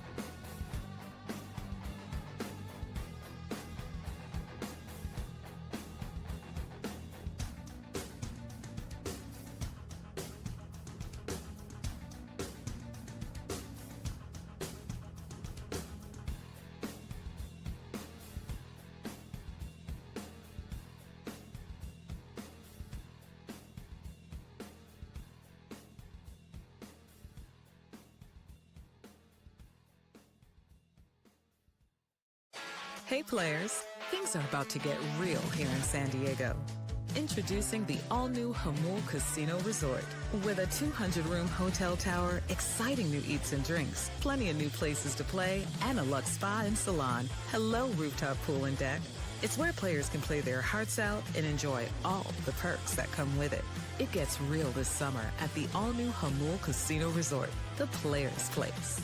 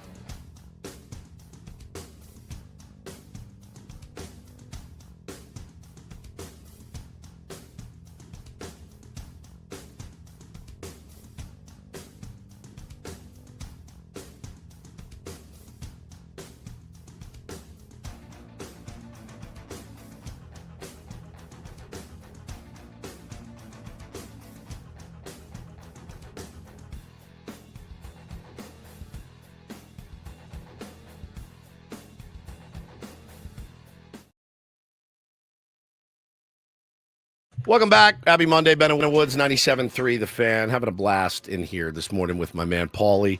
Ben will be back tomorrow from Santa Barbara, I'm sure, with just loads of stories of all the delicious food he ate. He did send us some pictures over the weekend. Finally sent us some pictures. Yeah, we can put those up in the reset at 8. But right now I want to get out to Craig Elsten. As soon as we check traffic, I want to talk to him about SDFC, and I need him to make me feel better about Milan Ilosevic not playing.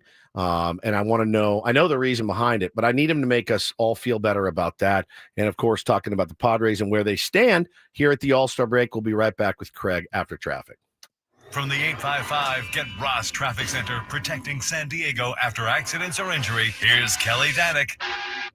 Traffic is brought to you by the Oceanside Police Department, now hiring public safety dispatchers. Looking pretty good on our roads this time, guys. No incidents, no accidents, no surprises. They got that large rock out of the way, north down 805 before La Jolla Village Drive. Yeah, it looks like several vehicles had hit that.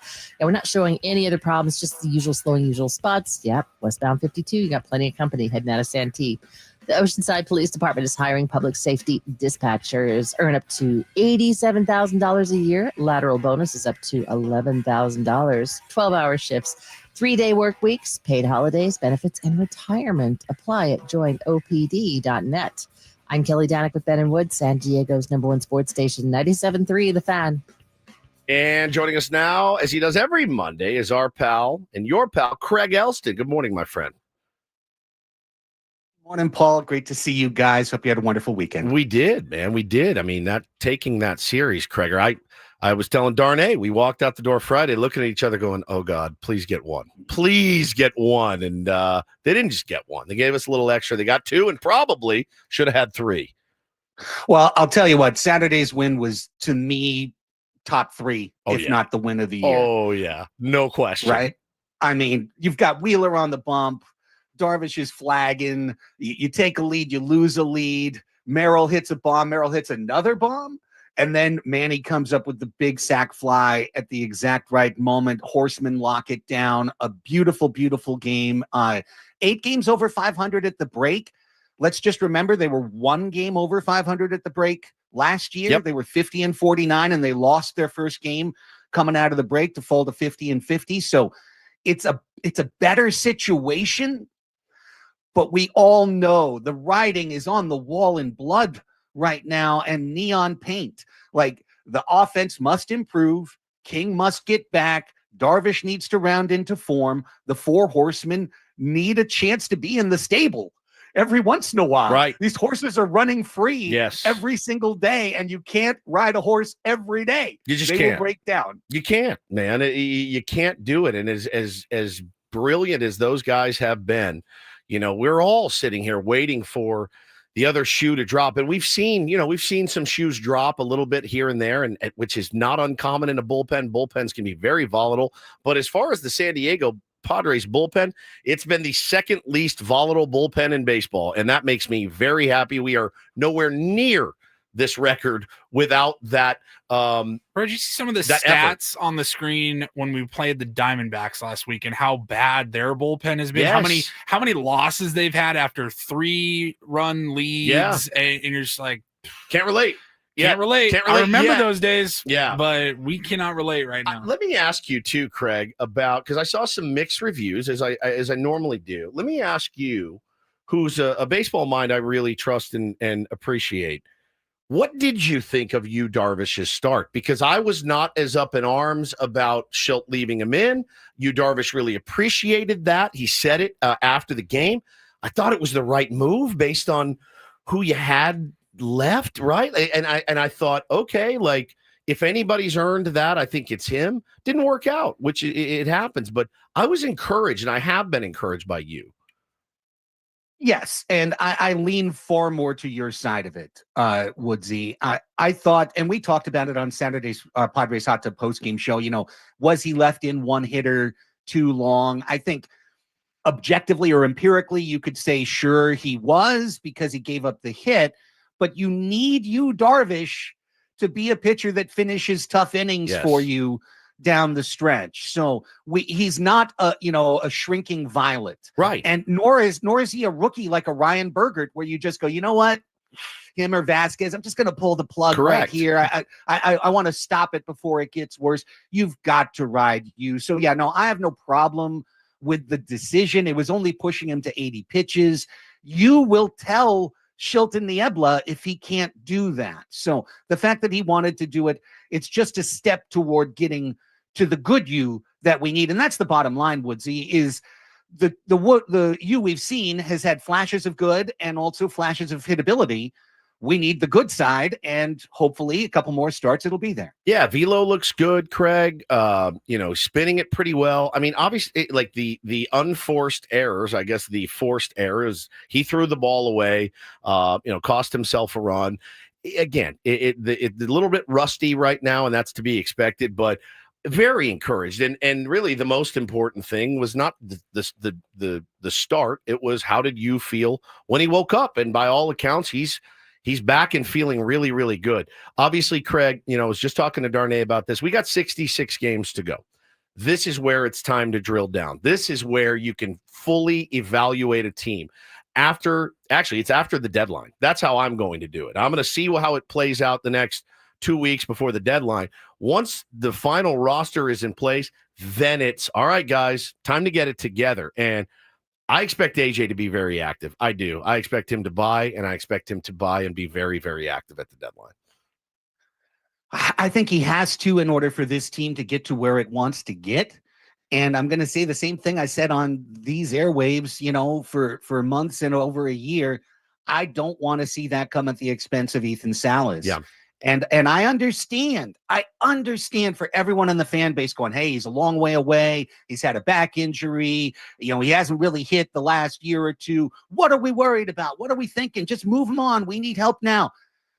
He's not. He's 18 on 19. He's 18 on 19. Yadi Molina didn't show up to the big leagues till he was 21, and he didn't hit for squat until he was 25. Yeah. And he's a Hall of Fame player. And I'm not saying Ethan Salas is Yadier Molina. I'm saying that he is one of the youngest catchers who's had the most hype since. So why would you risk that just to get a couple years of an outfielder or something along those lines? I feel like there's lower cost ways that the Padres can get to where they can get. And here's the thing important to note, Woodsy. The Padres did something really important over the last month and a half. They proved that Gavin Sheets can handle left field. He's not a complete tank out there. And they've proven that he can hit left-handed pitching, at least for average, and not fall apart when lefties are on the mound. So in one way, you've kind of solved your left field problem. You can switch your focus and look at catcher. You could look at designated hitter. And those could be ways that you improve the team while leaving Sheets in left field as opposed to just getting a left fielder. So I do think there's some optionality, but I also think if you don't get a bullpen arm, you can pretty much count on at least one of the four horsemen going on the injured list before the end of the year because they're just being driven to pitch almost 2 out of every 3 days. What do you do at first base? I love Luis Ariz. He had a horrible series, and not just with the bat, with the glove as well. Horrible. I mean, it was just like, I do love the guy. I know they love the guy. I love the baseball player. Where does he fit? Where does he play? I don't know, man. Like, I'm not over him by any stretch at all. I still trust him immensely. He does weird stuff, though. He does weird stuff on a baseball field from time to time, Gregor. And I think you got to look at that. I think you got to look at maybe upgrading there as well at first base. Look, he, by every defensive metric, if he's not the worst first baseman defensively in the league, he's bottom 3. And, like you said, we love him for his energy. Yeah. We love him for his spirit. We love when he gets base hits. Luis Ariz is having the worst year of his career. Correct. There's just no way around it.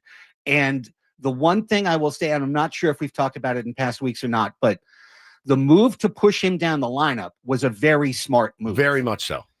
And putting him back at 2 is a very bad move. Yes. Because the way Luis Ariz is hitting, he's hitting way too many fly balls. Yes.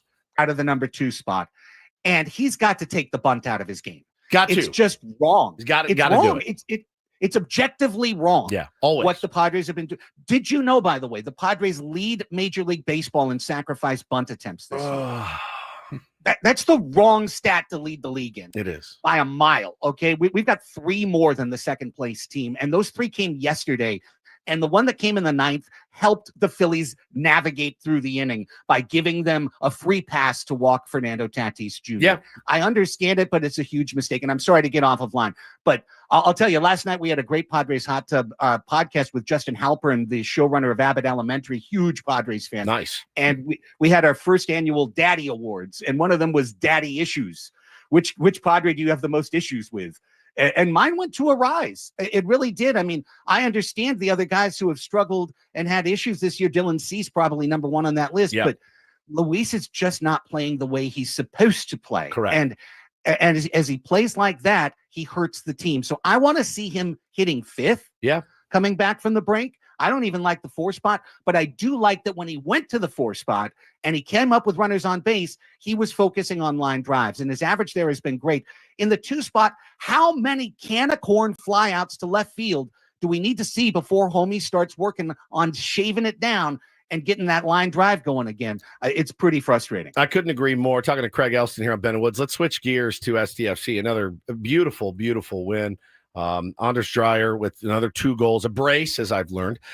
Just brilliant. I think it's the 3rd or 4th brace this season.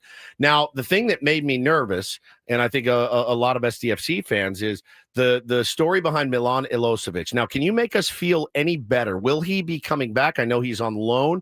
Do we have the money to pay him? Do we need to start a GoFundMe? He's the goal scoring wonderkin from Escondido. Like, this is the kid we need, Craig, as much as we need any of these other guys. So Iloski. Oh, I'm sorry. What did I say? Ilosevic? Yeah, it's okay. Ilosevic is unavailable. That's right. We're never getting him back. Iloski, though, I'm really focused on, and I do agree. This shocked me, Woodsy, because seeing him not play on Saturday, and again, Mr. Podcast Promoter, but my SDFC podcast, Cremaniacs, with Tony Sanchez and Alex Pena, we're now doing post-match shows as well. So we had a post-match show. We were talking through it, and we hadn't heard Mikey Vares's comments yet. And so I'm going, okay, this was a rest rotation for Orlovsky because they have a match Wednesday. They have a match Saturday this week. All right. You put Angel in, you're going to give Orlovsky the burn on Wednesday at home. Yeah. Great. And then Vares is asked by our friends Tony Sanchez and Chiva at San Diego Punto Football, what's up with Orlovsky? And his answer is, well, he hasn't come to terms. He's on loan. He hasn't come to terms on a new deal. I'm going to focus on the players who are going to be here. This is literally the first time all year I've heard something from Mikey Vares, who I love and respect, that I thought was disingenuous. Really? That I thought didn't sound on the level. Because really, you're going to cut off your nose to spite your face? Orlovsky is clearly the best 9 on this team. He is 100% the best striker. And even if you told me 1,000 billion% he's going back to Denmark at the end of the month, there's matches between here and there. Squeeze everything you can out of him. It's like Dylan Cease. Like, give me, you're here for now. I'm going to throw you every 5th day. It doesn't make a lot of sense. Yeah, could you imagine if Schulte goes, well, we don't have a contract. He may be leaving in the offseason, and he's not pitching that well, so we're just going to skip his turn. No, you go out there and you hope for the best, in my opinion. Only got a couple minutes left, Craig. But again, another huge win. They got two games this week, both back at home. So want to keep this thing rolling for SDFC. Absolutely. And to keep it rolling for the full year, you need to keep Orlovsky in the fold. So here's what I really think happened. From what I've heard in the day since, a couple of sources have let me know that Orlovsky is asking for a good amount of money to stick around, and that it's more his side than the FC Nordsjælland side pushing the negotiation. So this might be a little bit of a bluff on Orlovsky's part, trying to get as much as he can, but knowing in the end he's probably going to sign and not go back to a way worse situation going back to Denmark to play when he is a San Diegan succeeding in MLS. So these clubs are sister clubs.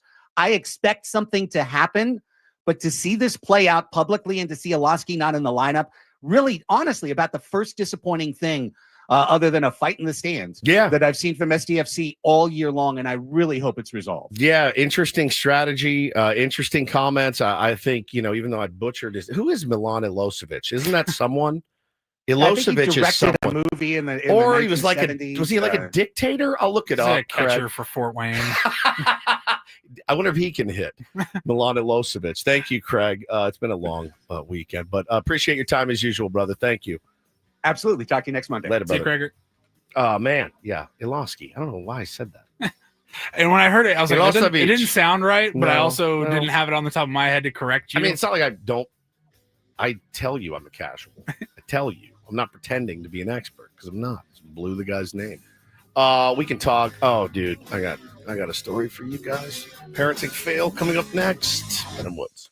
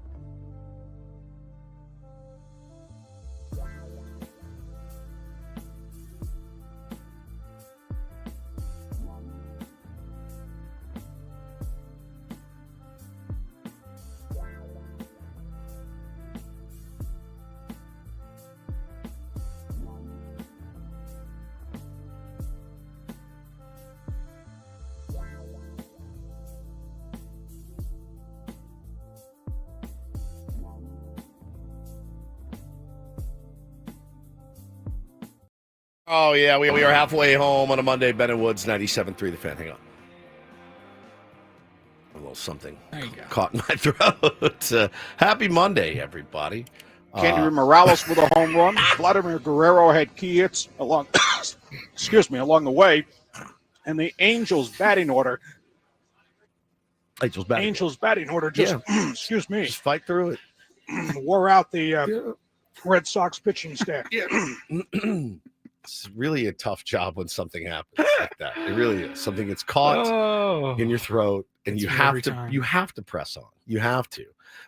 And sometimes you need to stop, take a drink of water, and reset, which is what we will do right now here on Ben and Woods. I'm Woodsy. That is Paul Reindl. He's the executive producer of this program. Benny is out. He is in Santa Barbara, and he will be heading back tomorrow. He looks like he's had a great time. Very peaceful. He sent us some pictures of a deer and the ranch and the meat and the breakfast buffet and the golf course. I believe he's playing today. Yeah, it's an interesting trip that he takes every year because I looked it up and I was curious about the facilities that they're at. Solvang, Alisal Ranch. Right. And it looks like summer camp for families. A family summer camp. But it's not like they're like really nice, like casitas. It's not like you're not in some crappy little cabin. It's everything is really, really nice as you would expect in the Santa Barbara area. But it's like there's a ropes course, there's archery, arts and crafts. Like it's like summer camp for adults or for families. Like the fact that he hasn't sent us pictures of him on the rope course or pictures of riding him doing a horse, archery, like all of it. That's what infuriates me the most about our beloved. Like he sent us a video of the buffet line at breakfast every morning. I've seen guys make pancakes cool. before. It's eggs and sausage. Fantastic. Like, get your ass on the ropes Get course. on the ropes course. Get that. Go kayaking around the lake. Please. Please. He's not going to. He played golf the other day. He's going to play golf today. That's exactly what he wants to do. Ben's just sending us pics of his meat. His meat. Just meat pick after meat pick. Well, he'll be back tomorrow. Excited to see him. Man, I got to tell you, Paulie, you do things as a parent out there, and maybe many can relate to this, that you're not proud of. You're just not proud of it. And but sometimes desperate times call for desperate measures. I haven't told you this one. I have no idea where you're going here. So Saturday morning, we wake up and we head on out to the baseball fields because Taylor has a it's like a Padres T-ball camp.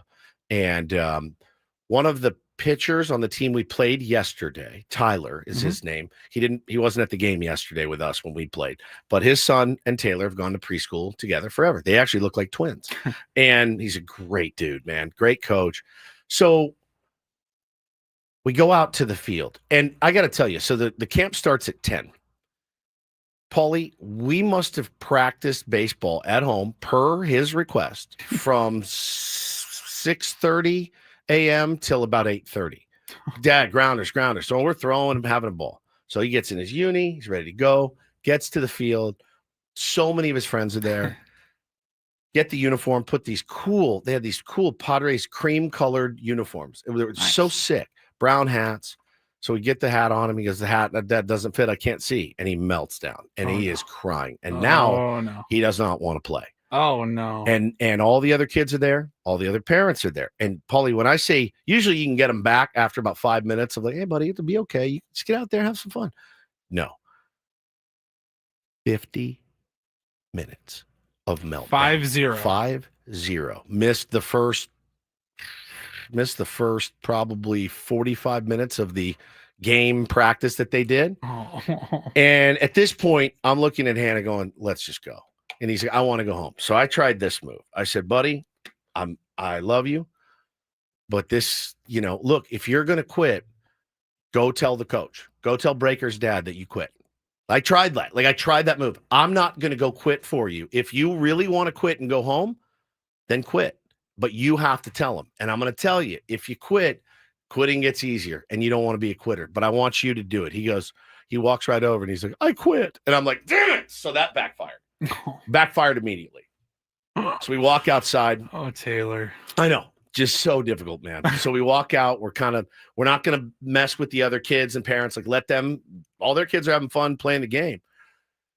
Kind of standing over by the bathrooms, trying to cajole him, trying to talk him into it. I'm offering bribes at this point. I'm like, buddy, go out and just go hit. What do you bribe him with? Screen time, money? I said, I have food. money, baseball cards, screen time, all of it. And then after the bribes don't work, the threats come. Right? So it's, dude, Taylor, come on, man. Like, you can go out there and do this. Hannah's right there with me. We are like crouched down, the two of us, just working him. And he didn't want to do it. And so finally, this is unbelievable. This is unreal. Our friend Jack, our mailman buddy in LA, texted me. He goes, hey, man, I'm coming down to the Padres game. I got your birthday present. I want to bring it by for you. I go, well, I'm at the Ecke YMCA field. Stop by on your way down to Petco Park. It was early, and he was going to go down early. So as we're talking to Taylor, and I'm like, Taylor, I don't know what to – we're not going home, so we're going to stay. You can either go out and play with your friends.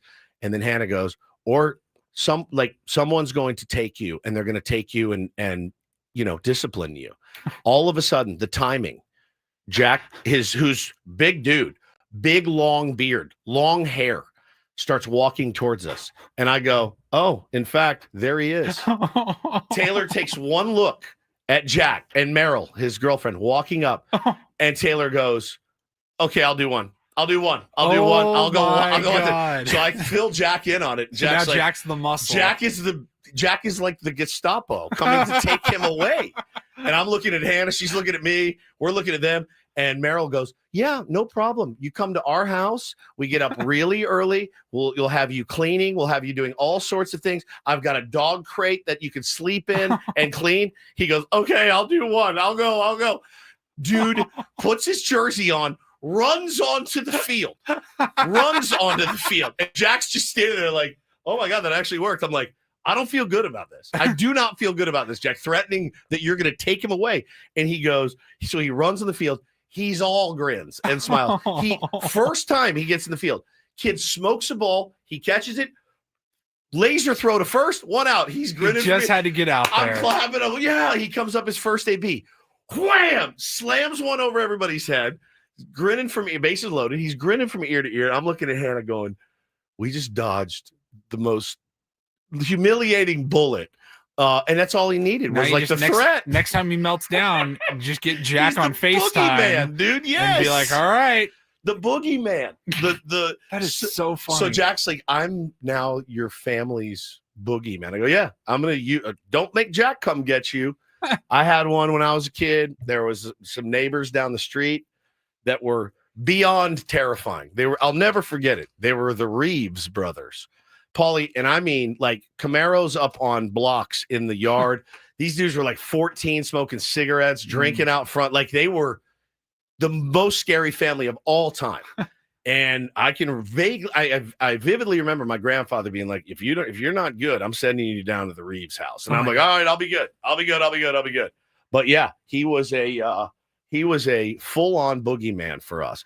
And again, you don't know how to handle it. When your kid is crying and screaming and melting down, my initial thing is like, let's just grab him and get him out of here.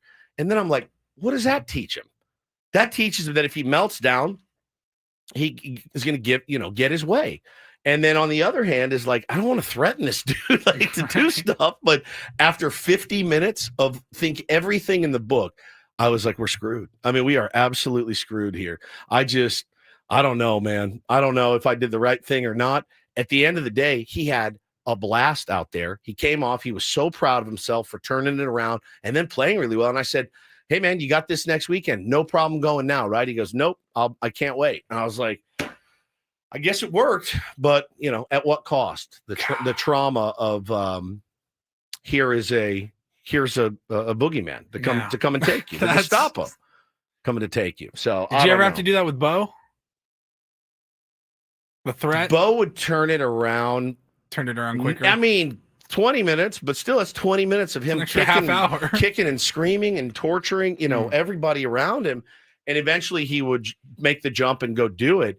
But oh my God, dude, it was. I think he just took advantage of the perfect timing. The timing situation. was. I'll never like him walking towards us. Taylor's standing there. Me and Hannah crouch down, and I go, "Oh look, there he comes. Here he comes." Until okay, I'll go one. I'll do one. I'll do one. He says, and runs out onto the field and has the time of his life. That's funny. I mean. Yeah, at the end of the day, like Joanna says, call it a win. I will call it a win. I'm not proud of how we got to the win, but we don't complain about wins on this program, be it parental wins, be it Padres wins, or anything like that. What was the birthday present? So Jackie brought me. I saw it. So he brought me two. He brought me this really cool Oasis sweatshirt that's really rad, that I love very much. And then I told you guys a month or so ago, the day after he and I were in Joshua Tree together, I came home. He went to Tom Petty's estate sale in Hollywood, and they were selling off all of his stuff. And it's what they do, right? Yeah. And so Jack, he bought me, no joke. Didn't he? You had your choice. I had my choice of like, what was the other? An oven mitt, maybe, or something, or Tom Petty's griddle pan. So I brought, it was a cutting board. Yeah, cutting board and a griddle pan. And I picked the griddle pan.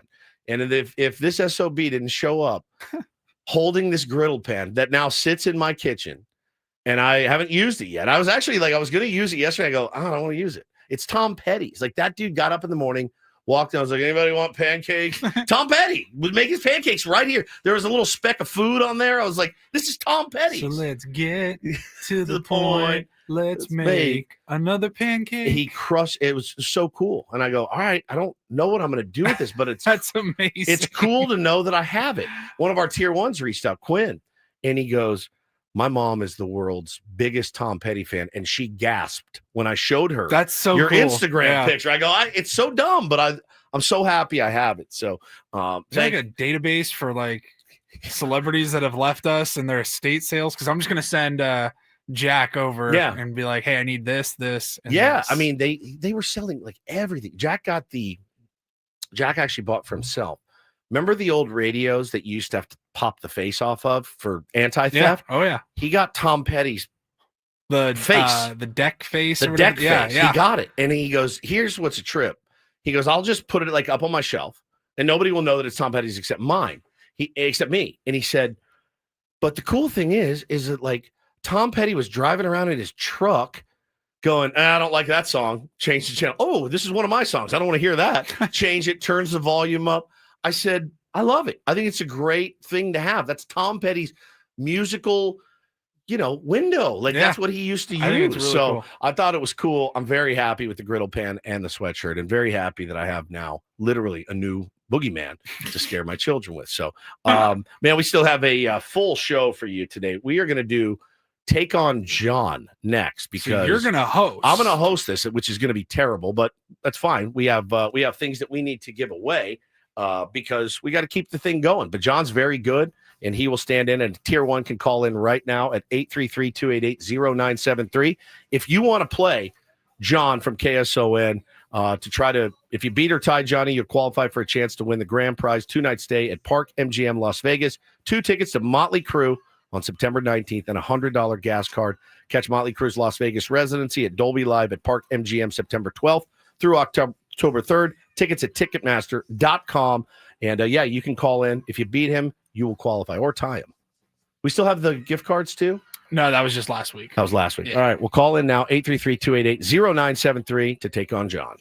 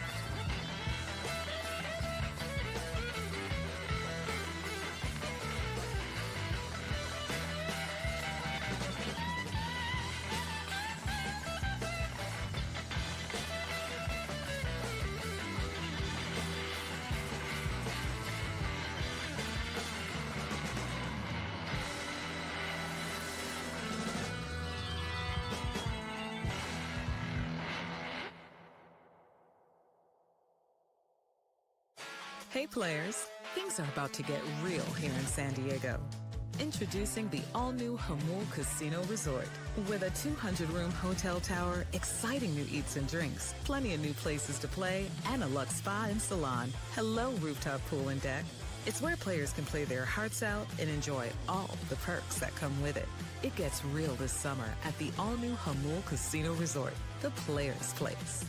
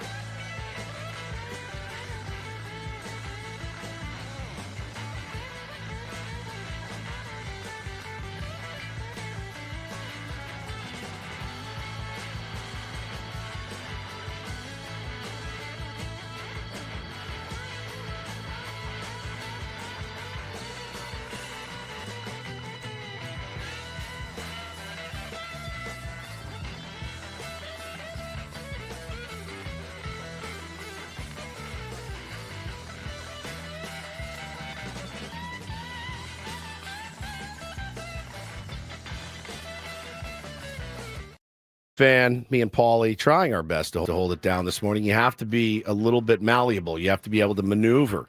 And so I thought today we would just do Take on John so we can keep the thing rolling, still trying to qualify people for the Take on Woods Vegas Grand Prize. Got Dennis Len coming up at 8:35 this morning as well. But now it's time for Take on John.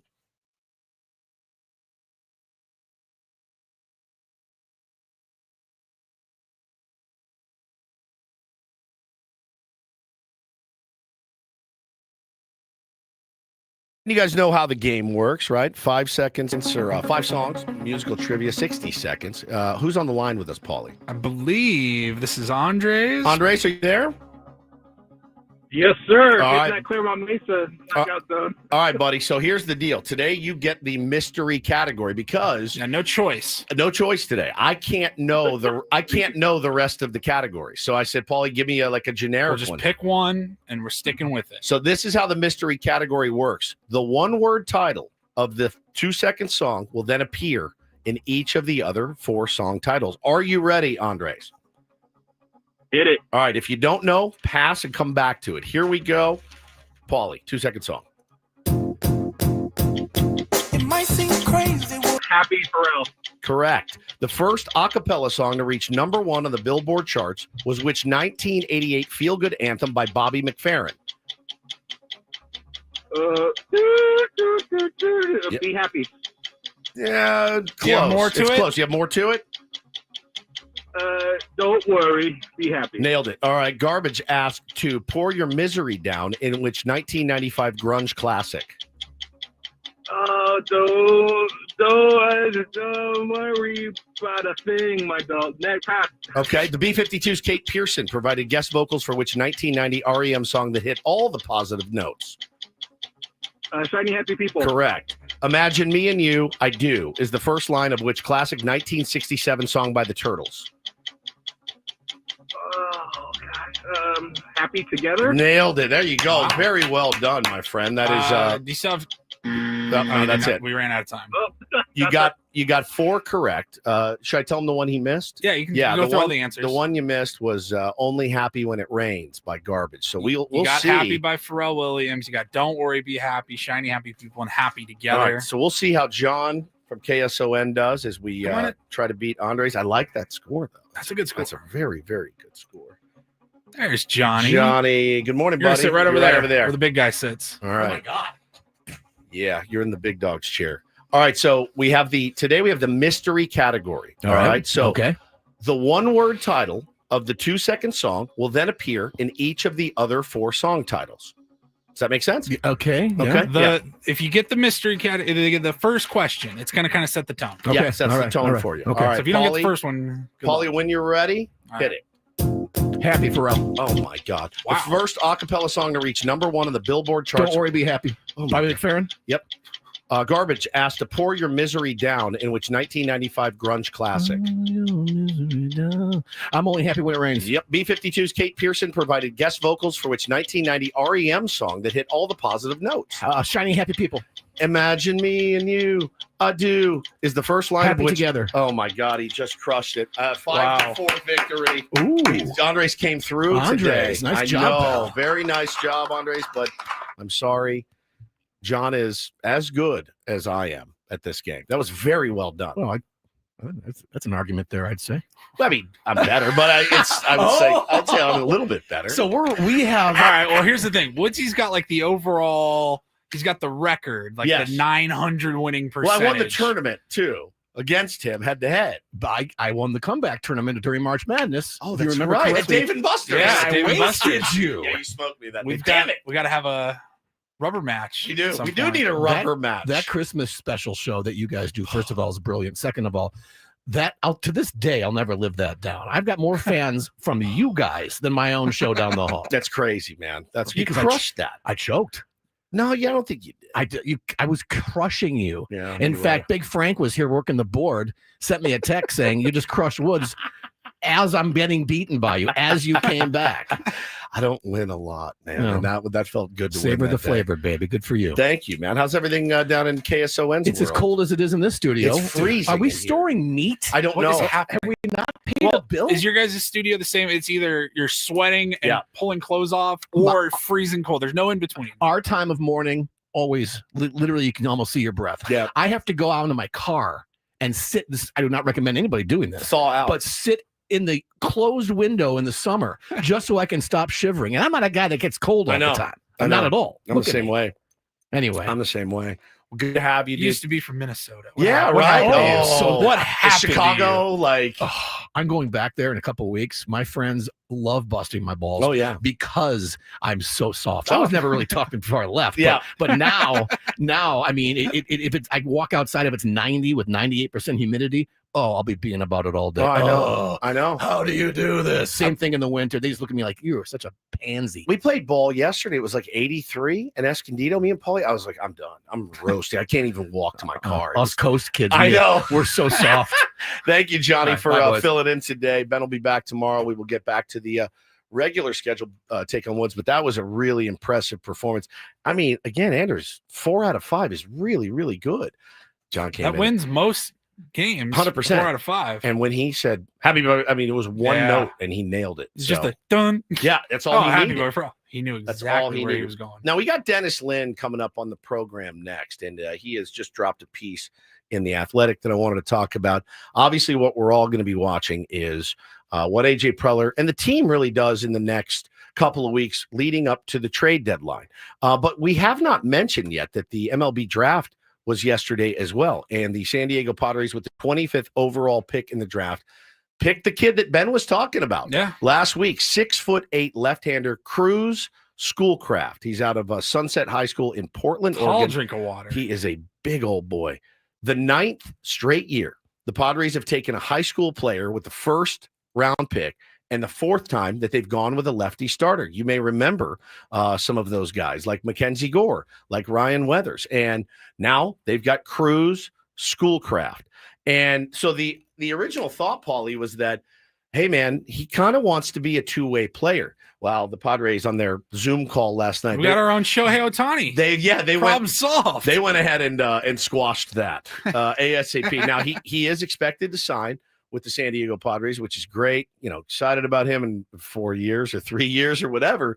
But Chris Kemp, who's scouting director, said he understands his fastest route to the big leagues will be as a pitcher only. So we'll be going that route. And then Cash Cruz said, obviously, I'd like to hit as long as I can, but I want to be a big leaguer as long as I can and as fast as I can. Whatever I can do to get there, that's the path I'll take. And I think it speaks to the fact, Paulie, that I just don't know when you're going to see the next real Shohei Ohtani. You would have to be such a freak.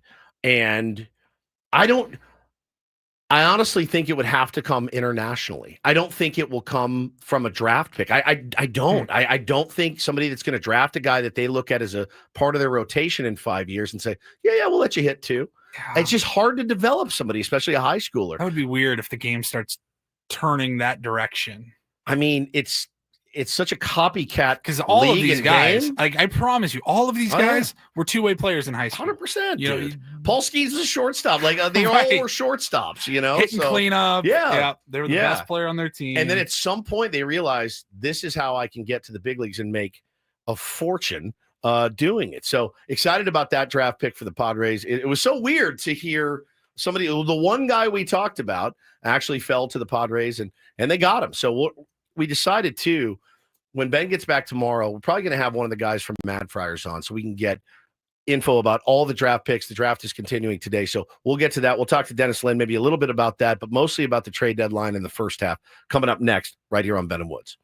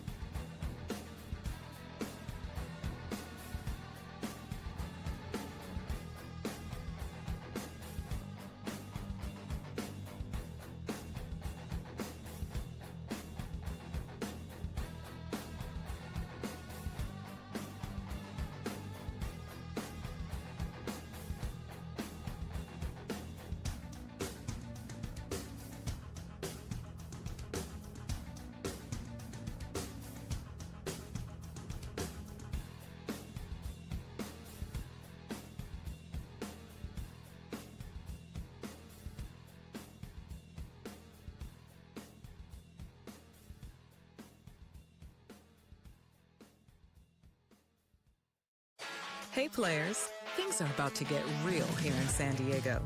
Introducing the all-new Hamul Casino Resort. With a 200-room hotel tower, exciting new eats and drinks, plenty of new places to play, and a luxe spa and salon. Hello, rooftop pool and deck. It's where players can play their hearts out and enjoy all the perks that come with it. It gets real this summer at the all-new Hamul Casino Resort, the players' place.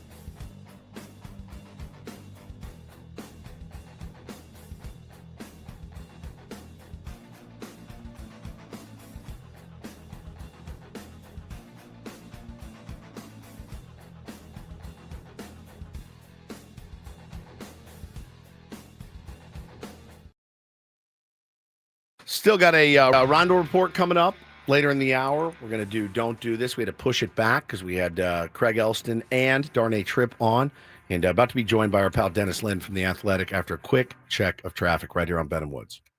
From the 855 Get Ross Traffic Center, protecting San Diego after accidents or injury, here's Kelly Danick. Folks have been doing a pretty good job of staying out of trouble on our roads this morning. Just watch out for some large tire tread reported in middle lanes on southbound 15 before Via Rancho Parkway, and 2-vehicle accident on southbound 67 at Woodside. It's over the left shoulder. I'm Kelly Danick with Ben and Woods, San Diego's #1 sports station, 97.3 The Fan. Happy Monday, Padres fans. It's time to discuss the weekend that was for the Padres with our Ben and Woods Linsider, Dennis Lynn from The Athletic. Brought to you by the all-new Hamul Casino Resort, the players' place. Things are about to get real with the all-new Hamul Casino Resort. With gorgeous rooms and exciting new eats and drinks, it gets real this summer at Hamul Casino Resort, the players' place. And joining us now is our pal Dennis Lynn from The Athletic. And the weekend that was for the San Diego Padres was pretty darn good, Dennis Lynn, taking 2 out of 3 from the Philadelphia Phillies and beating a couple of their best pitchers, man, and almost beating their should-be all-star Christopher Sanchez as well yesterday. How are you, buddy? I'm good, guys. Yeah. first series win over a winning team, well, currently winning team in over a month. So if you can close the first half on a note like that, I think that the Padres would take it, considering what they just kind of went through the past 2 months. So yeah, if you're asking which direction the Padres are trending, I would say they're trending up. But yeah, they clearly have a lot of things to get done between now and September. And I hate this adage that always rears its head around the trade deadline, Dennis, is, well, I mean, if Jackson Merrill is hitting, continues to do what he did the last couple of games, it's like getting a new piece at the deadline when you're guys you already have. That may be true in some cases. I don't think that's the case for the San Diego Padres. You wrote a piece in The Athletic this morning. Recommend everybody going to check that out about, how it kind of looms out there that A.J. Preller probably needs to get pretty aggressive here at the deadline. I think he is going to be aggressive no matter what. So I don't know if he has to. I think if that's just his natural state. So that we'll see like how much he can get done. He clearly has some constraints that he maybe didn't have the past few years.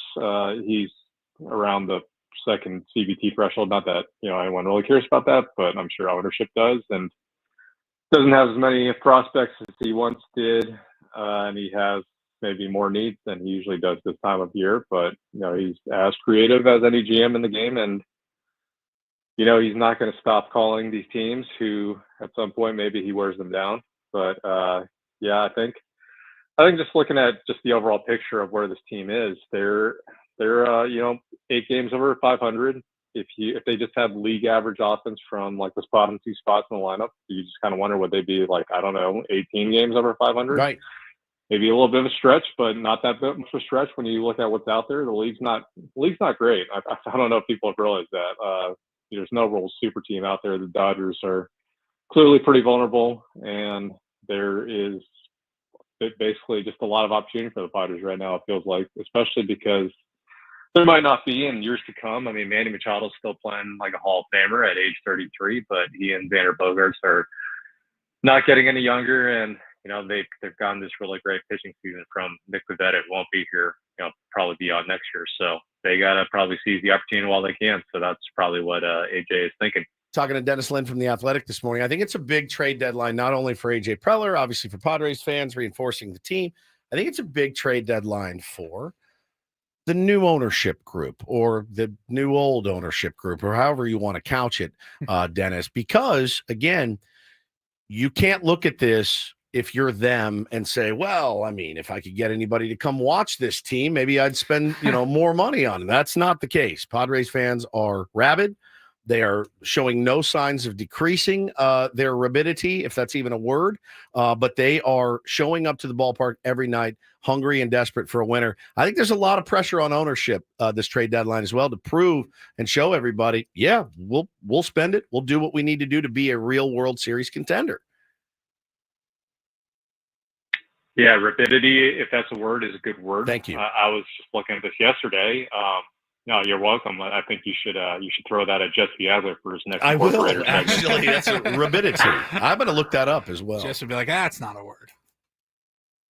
Yeah, I didn't think alibi was ever a verb until the last couple of years. And I looked it up. It's actually a verb. It is a verb. He crushed it. He knows what he's doing. Yeah. So, yeah, he's a baseball guy. He is. Baseball terms tend to make their way into everyday conversation these days, I guess. But anyway, I looked this up yesterday. They're on pace. The Padres are for like 3.4 to 3 million fans, something in that neighborhood. Just home attendance at Petco this year, which is, I mean, it would be insane if you didn't if you took out what they've done the last few years with attendance. But that still would be a Petco record. And yeah, these fans are really hungry for a winner, like a real winner. In the playoffs. So I think it's a big opportunity for ownership, and we still don't really know what they're all about. They're not nearly as talkative as Peter Seidler and Ron Fowler were, so a lot to learn about them still. But I think everything, the indications are that they want to keep things pretty status quo to what they were the last couple of years, which is a competitive product and a lot of fans in the ballpark. Well, and you know what, man? Some of the names that you've mentioned in your piece, obviously no new names, right? Not breaking much news with the Jarren Duran interest. Looking at what the Red Sox have done since trading Devers, they've just won 10 in a row. Rafaela, Marcelo Mayer, Roman Anthony. I mean, they tapped into the youth movement, and so far, so good for them. Garrett Crochet with one of the most unbelievable performances the other day. Like they're winning right now. Would it make sense for them to get rid of Duran? And I know there's a log jam. I know there's, ABs that need to be doled out. Baseball usually finds a way of, a guy will get hurt or he'll go into a little slump and hey, we got Jarren Duran. And so I don't know why they would necessarily trade him, Dennis. And also some of the names being mentioned, like Sean Murphy, is it an upgrade? Yeah. Is it a very expensive upgrade? Yes. All remain the case. And anybody else under the radar that you know of that AJ Preller may be looking at? Well, it's mentioned in the piece, and I understand if people glossed over it because it's not a huge name, and it is actually a local name. Escondido native Corey Lee with the White Sox. He's a guy that I understand the Padres have had interest in for a while, going back, probably before this year. He would not probably be a starting catcher on a playoff team, but I mean, just looking at what the Padres have at that position right now, they could maybe, if they want to go drastic, swap out two catchers at the break. I don't think they'll do that, just because the pitching staff has been really good. But just another name to consider. I wouldn't say it's likely by any means, but it's AJ, and he's probably looking at 20,000 names right now. But that's one of them. So that's kind of interesting, I guess. Glove first catcher who has hit a little bit in the past and would probably be an upgrade on both sides of the ball, maybe just incrementally, but probably wouldn't come very expensive. So yeah, Sean Murphy, I don't think he's going to be moved this month. I could be proven very wrong the next few days or a couple weeks. And Duran, yeah, it's interesting. They're like you said, they're on the roll, the Red Sox, and maybe that they don't want to mess up the vibes. I've had people with the Padres say, that especially after trading away Devers, and even though that's looking like a kind of a smart trade in the early going for Boston, they don't want to further incense that fan base. But it all depends, I think, on how they feel about Jarren Duran, and they're clearly willing to set aside what the fan base thinks about certain players. So clearly, yeah, I think I think there's still a chance there for the Padres. Talking to Dennis Lynn this morning on Ben and Woods. Dennis, rather than always asking you just like what players do you think could be on their way to San Diego in a trade, we're kind of looking more at positions. We were talking about it earlier, like maybe all the positions of need. You need some offensive help with some slug. You need some bench pieces. You need a left fielder. You need to upgrade the catching position, maybe add a bullpen arm. But if you only hit like 2 or 3 of those, you can live with some of the other areas of need right now. Whether it's you get a big bat, maybe you go out and get a left fielder, and then you live with the Diaz-Maldonado combo behind the plate, or vice versa. Like what areas on the roster do you think are most important for AJ Preller to address? Right, that's a good point. It's because it's never going to be perfect, right? Like none of these other contenders are. I mean, even the Tigers, who are leading the AL, really need starting pitching, and who knows how much they'll get that addressed by next month. But if I had to choose for the Padres, I'd say catcher has kind of maybe edged its way right up there with left field, maybe even surpassed it, just because it's such a tough position to fill, and if you can somehow get a league average offense from that position and a good defender behind that plate, that might be an even bigger edge than getting someone in left field to get Gavin Sheets off his feet more.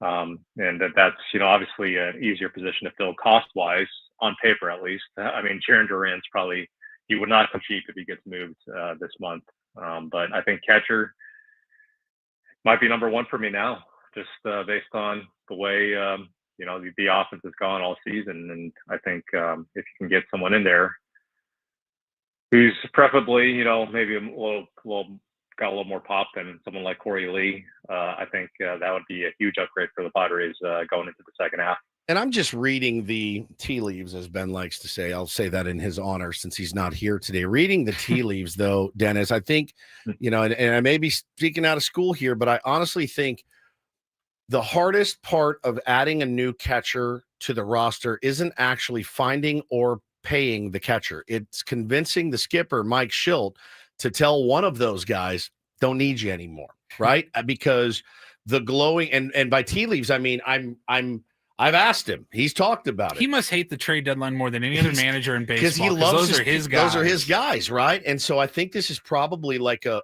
dilemma for him, to where I still hear him talking about value of the things that we don't see. And is he right? Yeah, he is, because he's the manager, Dennis, and we're not.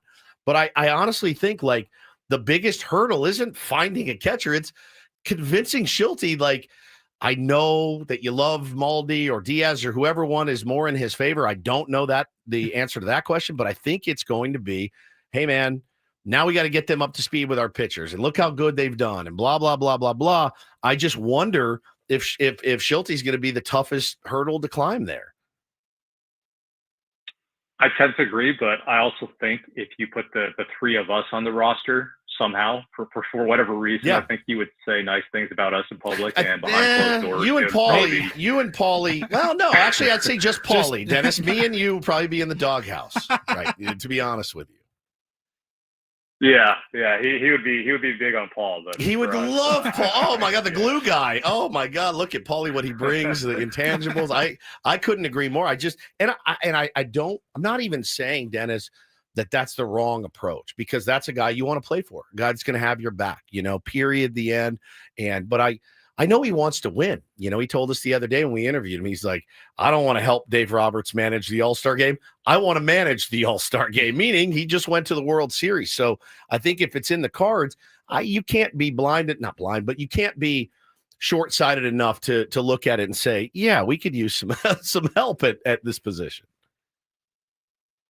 Oh yeah, he's not alone in this, right? Because the last couple managers, weren't huge on Luis Campusano behind the plate either. But I think maybe it's also just a matter of just how more strongly he and the coaching staff would prefer, having Maldonado and Diaz over Campusano behind the plate. Yeah. And at this point, maybe it's hard to argue that, because Campusano just hasn't really done much with his, repeated opportunities at the big league level.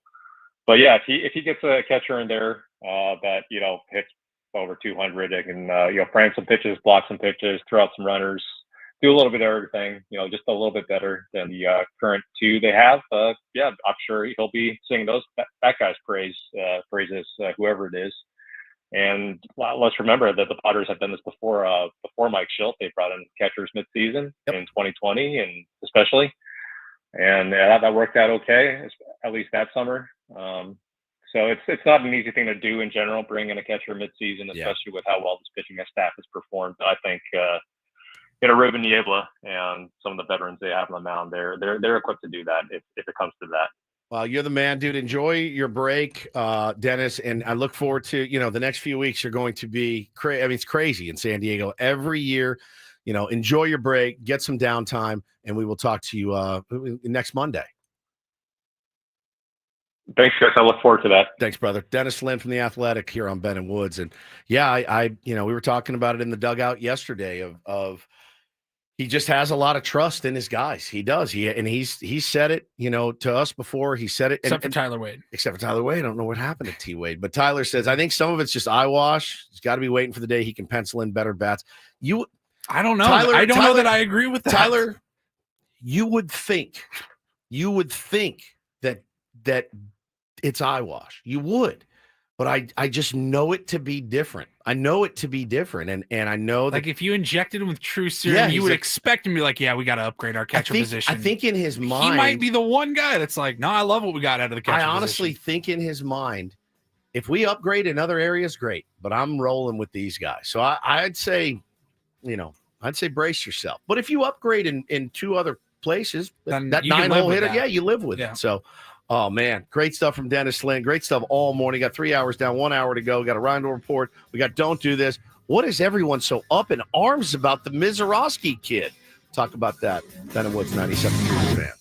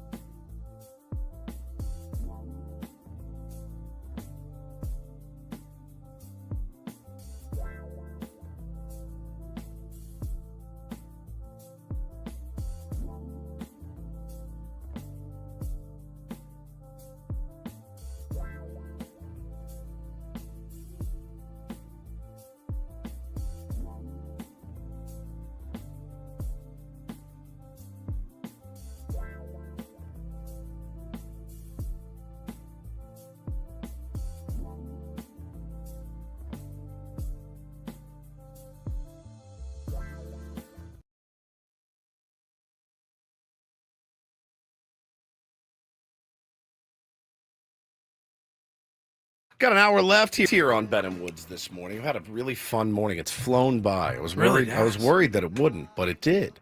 Absolutely did. It has nothing to do with Ben being out. It's that I'm going on vacation in a couple days, and I told Paulie yesterday, I go, these 3 shows are going to be very, very difficult to just plod ahead. Now, I've learned from the best in the business, and he usually sits to my left, Ben Higgins. There's nobody better at plodding through life and work than that guy. Like, he's the ultimate plotter.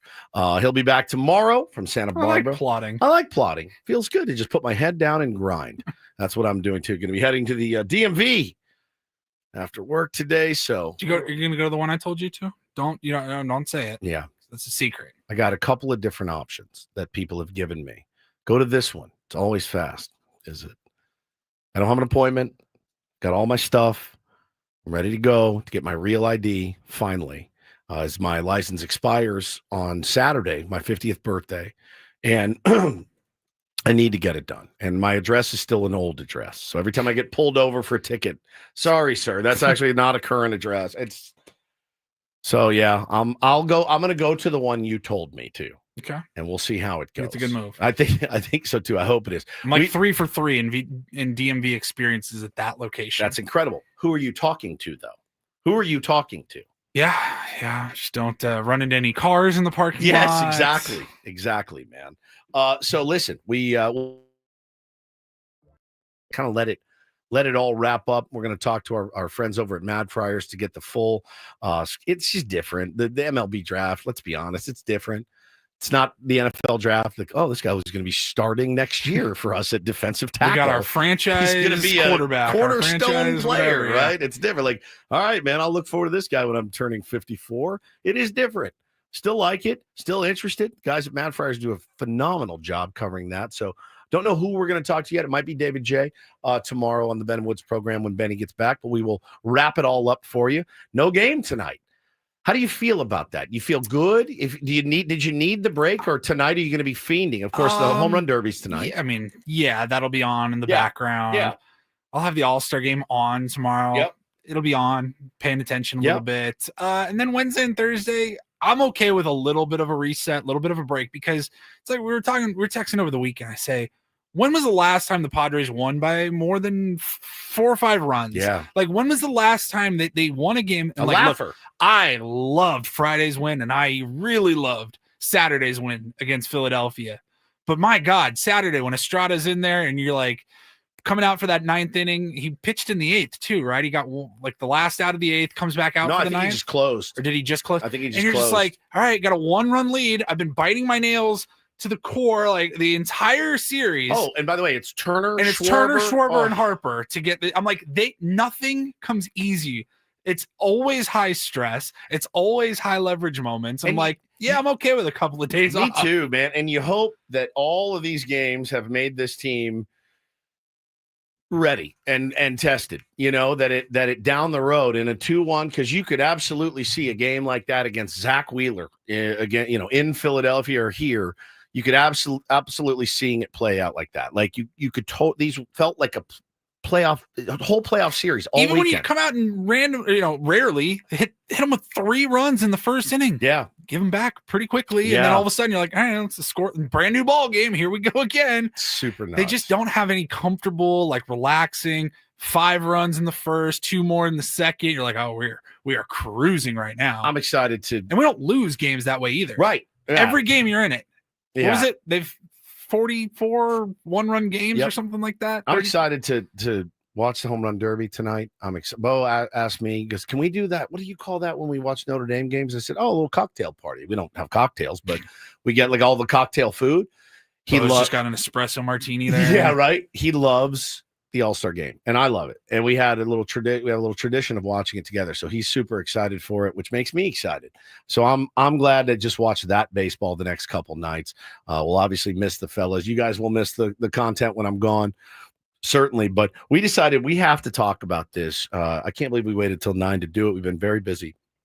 We're going to do Don't Do This Now and talk about what's going on with that poor kid in Milwaukee. What did he do? Don't do this. It's time for Don't Do This. What were you thinking? 3 stories from the world of sports that make us all shake our heads. How many times do I have to tell you? I'm sorry, I fudged up, guys. You idiot. You moron. Dumbass. The apple sometimes does fall from the tree. Don't do this. Do not tweet that. With Ben and Woods. I like a Nickelback song or two. On 97.3 The Fan. Yeah, buddy. Today we're just going to do 2 stories because we've got a good one. Right. Or we got on Don't Do This, which of course It's is brought to you by Trust and Will. Trust and Will. Don't leave your entire estate, house, kids, and life savings up to chance if and when you die. Do set up a trust or will online at trustandwill.com. It's a lot more affordable than you think. Visit trustandwill.com for more information. So I saw this happening in real time on what was it? Friday. And boy, as soon as I start seeing people get massively up in arms, I go, what's the hubbub? What happened? So Jacob Mizorowski, who has made 5 starts in the big leagues, was selected. The news came out. He was selected to the All-Star team. And I said, oh, wow, that's wild. I've not seen that before. Now I've watched him pitch.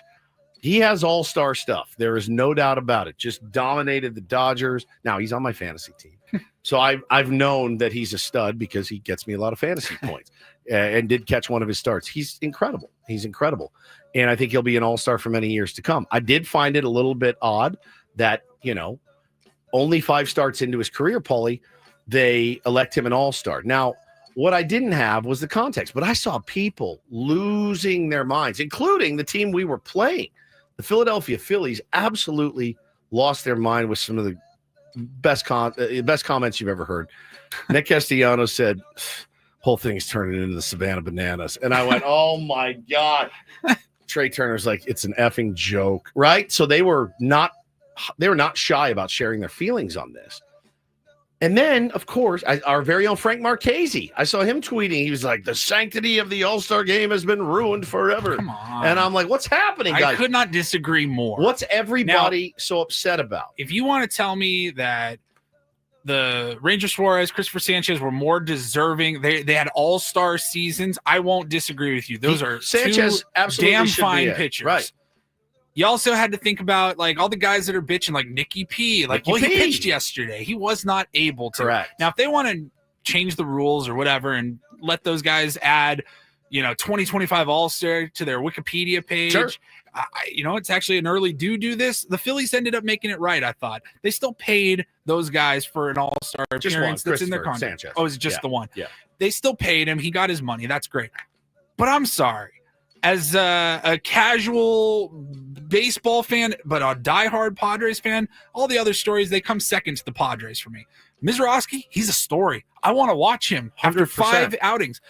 Sorry, I want to watch him more than Christopher Sanchez. Yeah, I do too. And that is a storyline for the game. I can understand. And now with all this drama, now everyone's going to be watching. But here's the context that I think a lot of people missed. And there was a follow-up, report to this that, guys, they asked 12 other pitchers, do you want to come to the All-Star game? And 0 for 12 was no, I don't. So it's hard for me to say we need to preserve the sanctity of the All-Star game when you have 12 guys going, I'm not interested. Right? What is the sanctity of the All-Star game? Well, exactly. Anyways? It's just an exhibition. exhibition. It's an exhibition game that means nothing. But like Padre Bod said, those guys you mentioned are washed. It probably won't make another All-Star game their whole career. No, I mean, I think Christopher Sanchez will. Nicky P absolutely could. But again, he pitched on Sunday. There's no right answer. What I do know is that it's not Mizorowski's fault, right? They called him and they said, hey, man, do you want to be an All-Star? He's like, all right, who's going to say no to that? No, I shouldn't. I've only made 5 starts. How many starts did Paul Skeens have last year? He had 11. 11? He had 11. Okay. And he's dominant. So he still wasn't there all year. Right. I'm sure there were other more qualified, maybe not more qualified, but they were there for more of the season. I don't remember a lot of people bitching about that one. And guess what? Guess who's starting tomorrow? Yeah, Paul Skeens again. Skeens against Skubal is going to be absolute must-watch TV. Again, it is an exhibition. We don't do home field advantage or anything like that anymore. I understand you feeling that your player got snubbed. I loved what the Phillies did by paying Christopher Sanchez, but again, he pitched yesterday. He was not going to be able to pitch in the game. You name 50 all-stars, right? Like, I don't care. Name 50 guys, and some guys can't come. I think that takes away from the right, sanctity exactly, of the game more than giving this kid who's the most electric guy in the game right now. But it's essentially what they're doing anyway. When you call 12 other guys, Right. you go, do you want in? No. Do you want in? No. Do you want in? No. Do you want in? No. Do you want in? I mean, and if you're Mr. Roski, you're like, am I really an all-star? I had 12 guys in front of me that said no. I slid right into Top Gun, but it's not this kid's fault. And I'll tell you what, man, I am very much looking forward to watching him pitch. Very much looking forward to it. More than just about any replacement pitcher that would be in his spot. Yeah, no doubt. So I thought it was a little bit overblown, but that's why we put it in Don't Do This. Now, this is a top 5 due to this story ever for me. DD mega doo-doo. You guys all remember last week we came in and we played the video. Paulie had to edit the video of the drunken Canadian man absolutely getting his ass kicked on the golf course by a former NHL enforcer. He threw him in a lake. He punched him several times. Called play-by-play of his own fight. He's like, you're going to come at me, and I'm going to grab you, and I'm going to throw you in the lake again. And he, sure enough, he did just that. Beat the crap out of this guy. This guy was a drunk buffoon. And I went, oh, man, he must be hiding in a cave somewhere. He would have to move, right? I got to tell you, man, he put out an apology video, and I said, this SOB has figured it out. This is how it's done. This is the guy that got his ass kicked released this video this weekend. Gord, it's around the goal. That's me. You're probably wondering how I ended up in this situation. Yep, that's me, guys. The guy that got dropped like a bucket of balls in a pond. Not my finest moment, I know. Looks real bad. Played 36 holes of golf. We drank way too much, and 36. my mouth ran faster than my brain. All jokes aside, guys, I'd like to apologize to all the folks on the course, anyone caught up in it, and anyone who had to deal with me that day. I lost my cool, and I've learned from it. Just one of those days where you should have kept the card on the path, Stay hydrated, keep your stick on the ice, maybe stick to 18. Incredible. I loved it. Incredible. That's how you have fun with it. Laugh at yourself. What do you say? You can't be mad at that guy anymore. No. Because number one, everybody I know, raise your hand if you've ever done something really, really dumb and opened your mouth when you shouldn't have, drank too much, did something foolish. The way he handled it, I thought, was literally textbook. That's 101, how you handle something like that. You go viral. Everyone's just dragging you. Yeah. And you just own it. You wear I'm a it. moron. I can't believe this sucks. There's nothing you can say to that guy if you're like, ha, he's like, yeah. He doesn't need to start a podcast. No, he doesn't need to start a Bitcoin. No, he does not need to do a meme coin. Just fade. You had your moment. Fade into and it. now continue on with your life. And the most important thing, it sounds like, he learned from it. Promise you, the next time he goes out there, he's like, I may stick to Ozarka today, or I have one beer. But I thought it was great. I thought it was amazing. Like, yeah, I did it. He got my ass kicked. And next time, I'm not going to play 36 holes and drink so much. It's kind of the only thing he can do, and he absolutely nailed it. He nailed it. It was perfect. That was Don't and Do This on a Monday. That was Don't Do This with Ben and Woods on 97.3 The Fan. And we still got a Reindl report coming up. There was a story I sent Paulie yesterday that I was very excited about. Turns out there's a footnote to it. Yeah, we got something to do. We can still discuss it. We can still discuss I think it. it's an interesting idea. As do I. And we got about 45 minutes left of the program. More Padres baseball, draft. You got everything, man, coming up. You got the home run derby coming up tonight. Should we make our picks? Yeah, How let's do we make our wanna do this? picks. We'll make some picks. We'll do a random. We'll just pick for Ben. We'll do a random drawing. Okay. And yeah, home run derby tonight. Who will the big winner be? It's not the greatest field I've ever seen, but typically when that happens, something cool will matriculate from that. That's what I've learned is like, don't undersell it because it can come out and surprise you. So looking forward to that tonight. We'll be right back. It's Ben and Woods, 97.3 The Fan.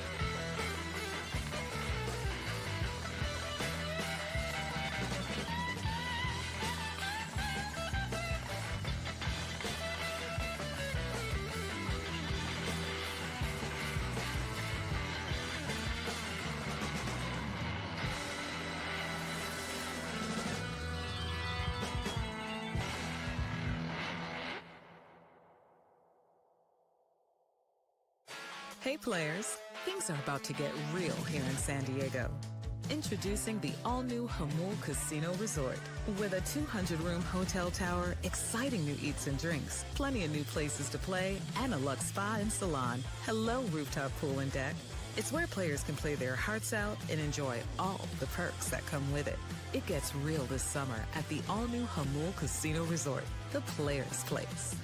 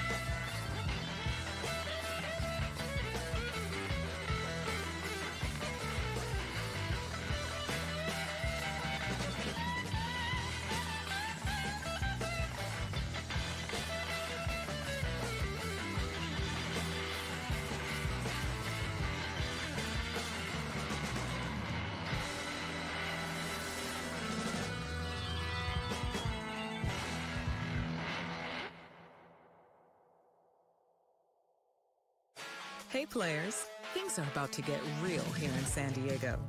Introducing the all-new Hamul Casino Resort.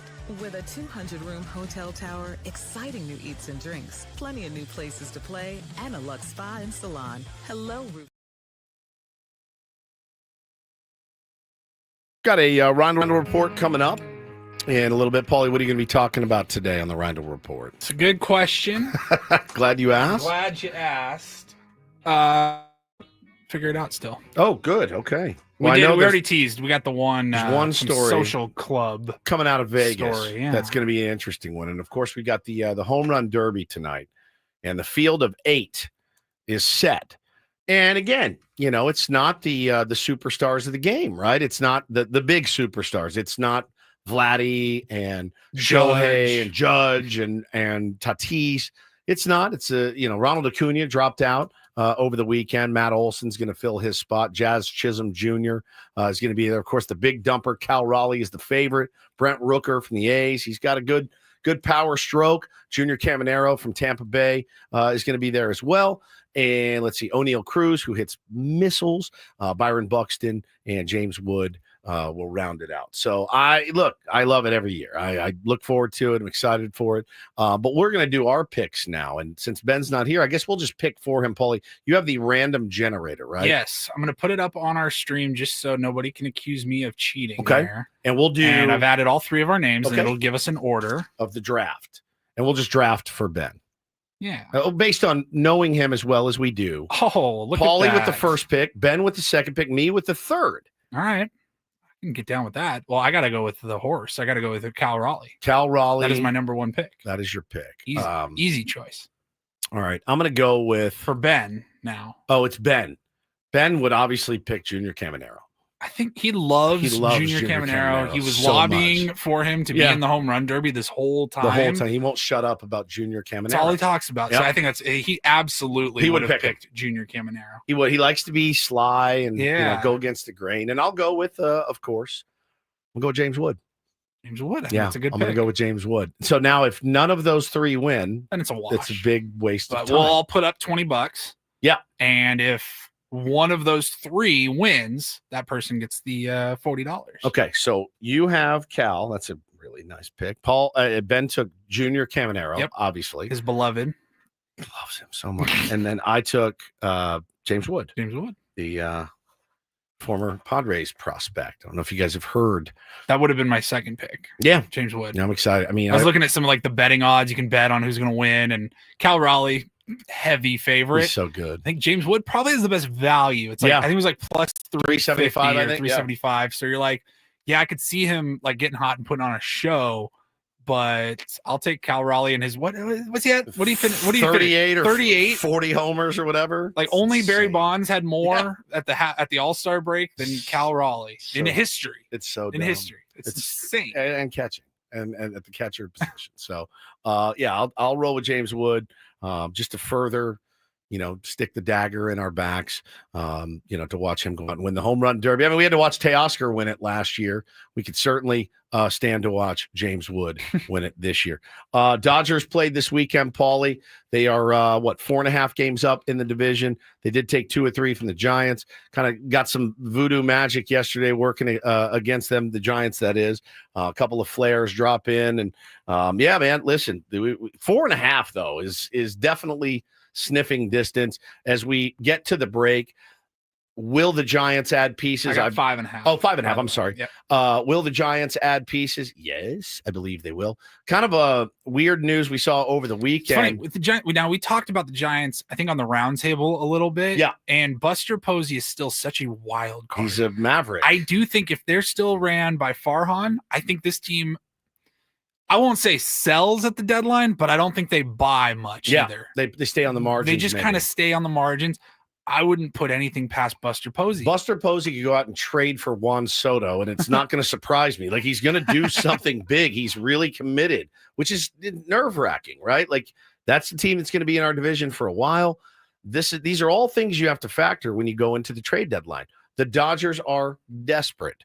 Tanner Scott blew another save, 7 saves. He blew it. They ended up winning the game, but Blake Trinan's coming back, so they feel like they've got some reinforcements, but expect them to be very active. They've got their one of their number one, I think it's their number one prospect, Jorge DePaula, won the MVP of the Futures game. So it's like, here's the thing that's going to drive me nuts. Dodgers land Emmanuel Clase and Jose Ramirez for their 28th and 29th best prospect. No one's going to go out and get their number 1 or their number 2 or their number 3. Meanwhile, Padres are like, do we trade our number 1 or our number 2 to go out and get Luis Robert Jr.? The answer is no. The answer is no. I pray that you don't. But it's seemingly they end up doing a lot of fleecing when they hit the trade deadline. Andrew Friedman does not really like to do deadline moves because he doesn't want to get rid of the Jorge DePaulas in his system. Right. So it's not, we live in this vacuum. We live in this Padres silo. Man, you got to worry about what the Brewers are going to do and what the Cardinals are going to do and what all these other teams are looking to improve as well. And there's only so many pieces to go around. So it's going to be a really fascinating couple of weeks of baseball. So, yeah, Padres are continuing to draft today. Just took another pitcher I saw who was coming off an injury, but they like where he's at. Listen, this is that time. High school arms. Yeah, high school arms. They're stockpiling right now. Saw people up in arms yesterday that there's so many shortstops being drafted in the big leagues. I think another. They talked about. Don't you just call them shortstops for now? They're shortstops for now. Believe me, if you have a franchise shortstop today, and you're upset that your team drafted a shortstop, he's going to be in the outfield, or he's going to be at second, or he's going to be, somewhere pitching. Like, you never know. Right. We have 7 shortstops on our team. Only one of them plays shortstop, and we didn't draft him. It's Xander Bogaerts, right? Like, they want to draft the most athletic players on the field. The shortstop is the most athletic player on the field. So don't be surprised if you have a franchise cornerstone shortstop. It's not like a quarterback. Oh, we've got our quarterback and we've got him locked up. Why did we waste our first round draft pick on the backup for Patrick Mahomes? It's not the case in baseball. They're going to convert almost all of these guys. So yeah, man, draft is firing right now. We'll have all that info for you tomorrow. Going to be joined by our friends over at Mad Friars to recap the entire thing. But coming up next, we will get to a Reindl Report, wrap this thing up here on a Monday. Ben and Woods, 97.3, The Fan.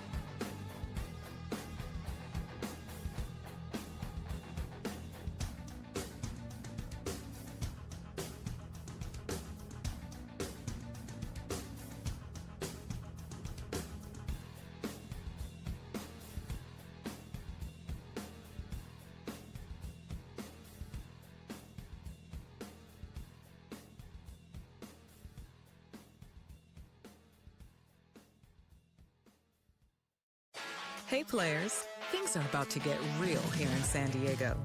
Introducing the all-new Hamul Casino Resort. With a 200-room hotel tower, exciting new eats and drinks, plenty of new places to play, and a luxe spa and salon. Hello, rooftop pool and deck. It's where players can play their hearts out and enjoy all the perks that come with it. It gets real this summer at the all-new Hamul Casino Resort, the players' place.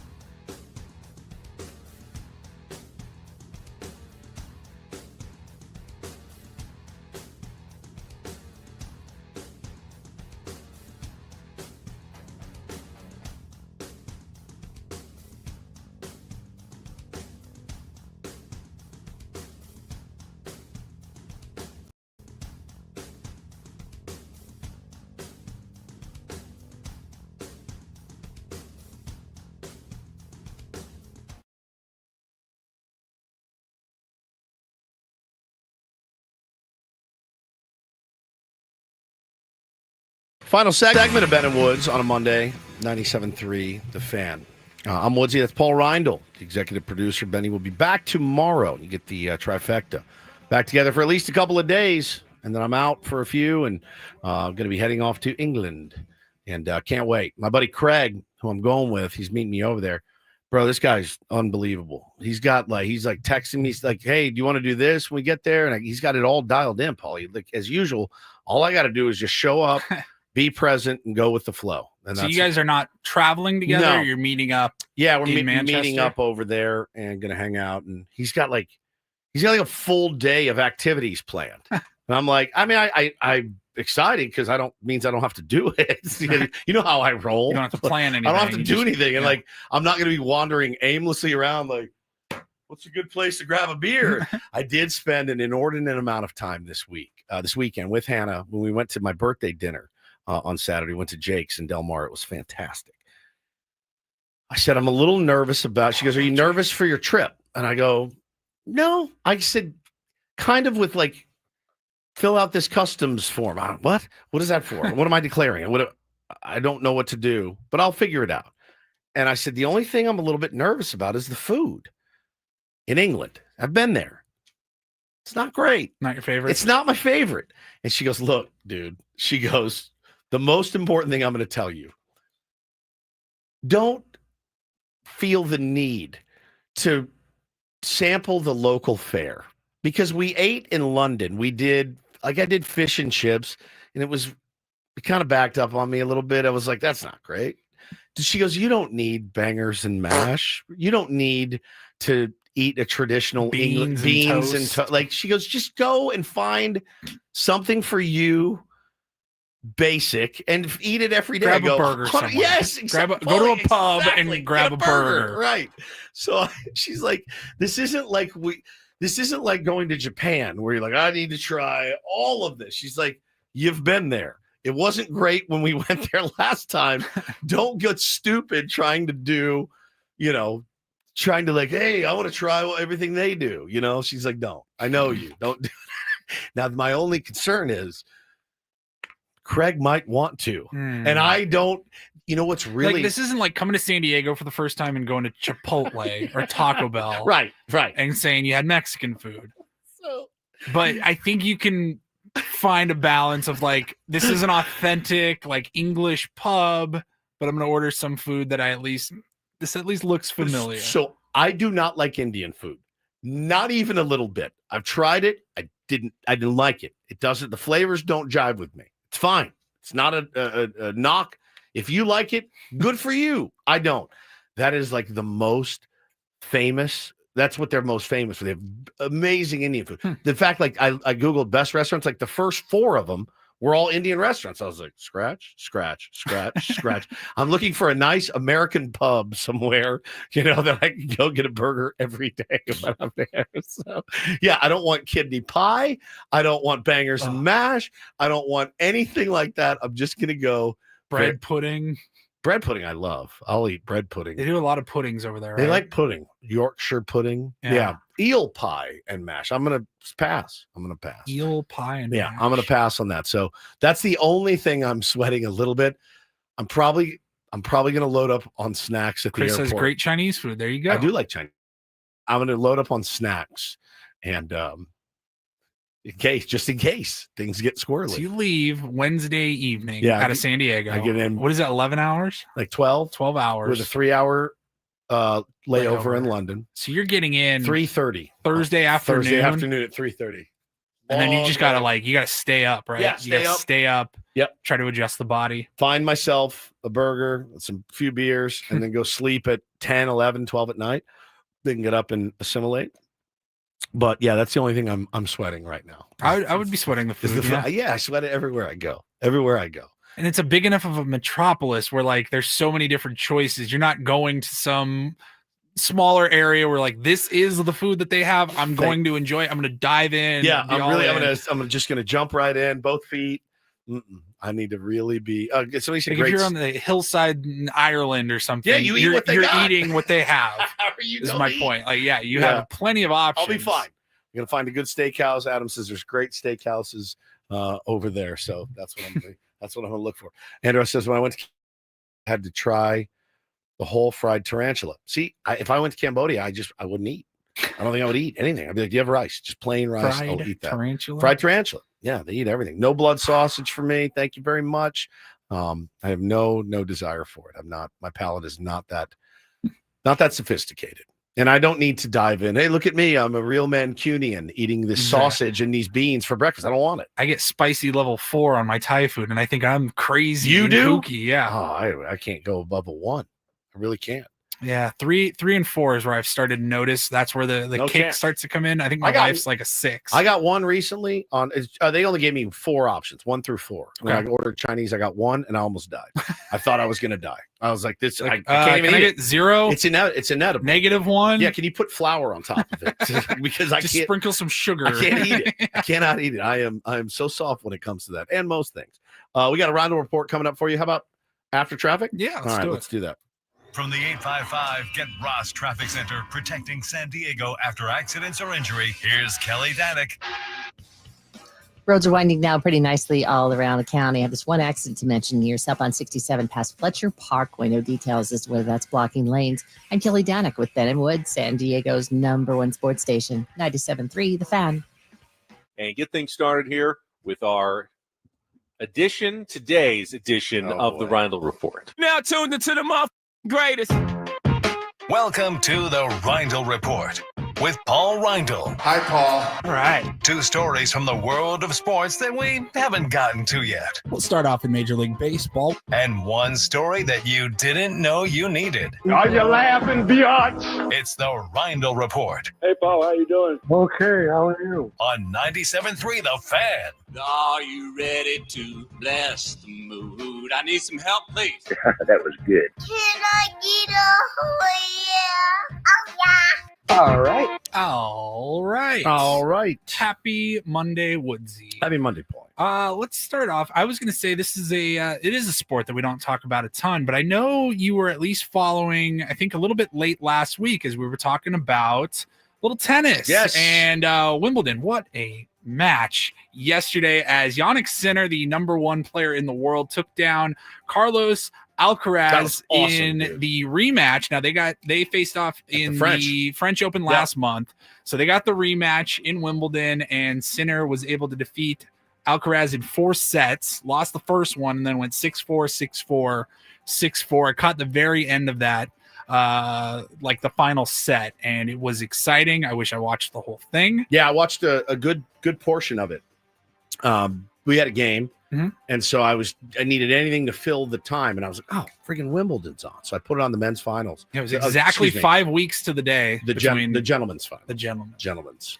And I sat there and watched because Jannik Sinner found his serve, and to watch him sling that thing at 139 miles an hour, and Alcaraz was just like, all right, they are another winner. It's unbelievable, unbelievable, dude. Now, the only thing, and I watched this now, remember, I grew up in the era of, Connors and McEnroe, and you didn't see the amount of sportsmanship then that you do now. Even like Agassi, Yvonne Lendl, like Boris Becker.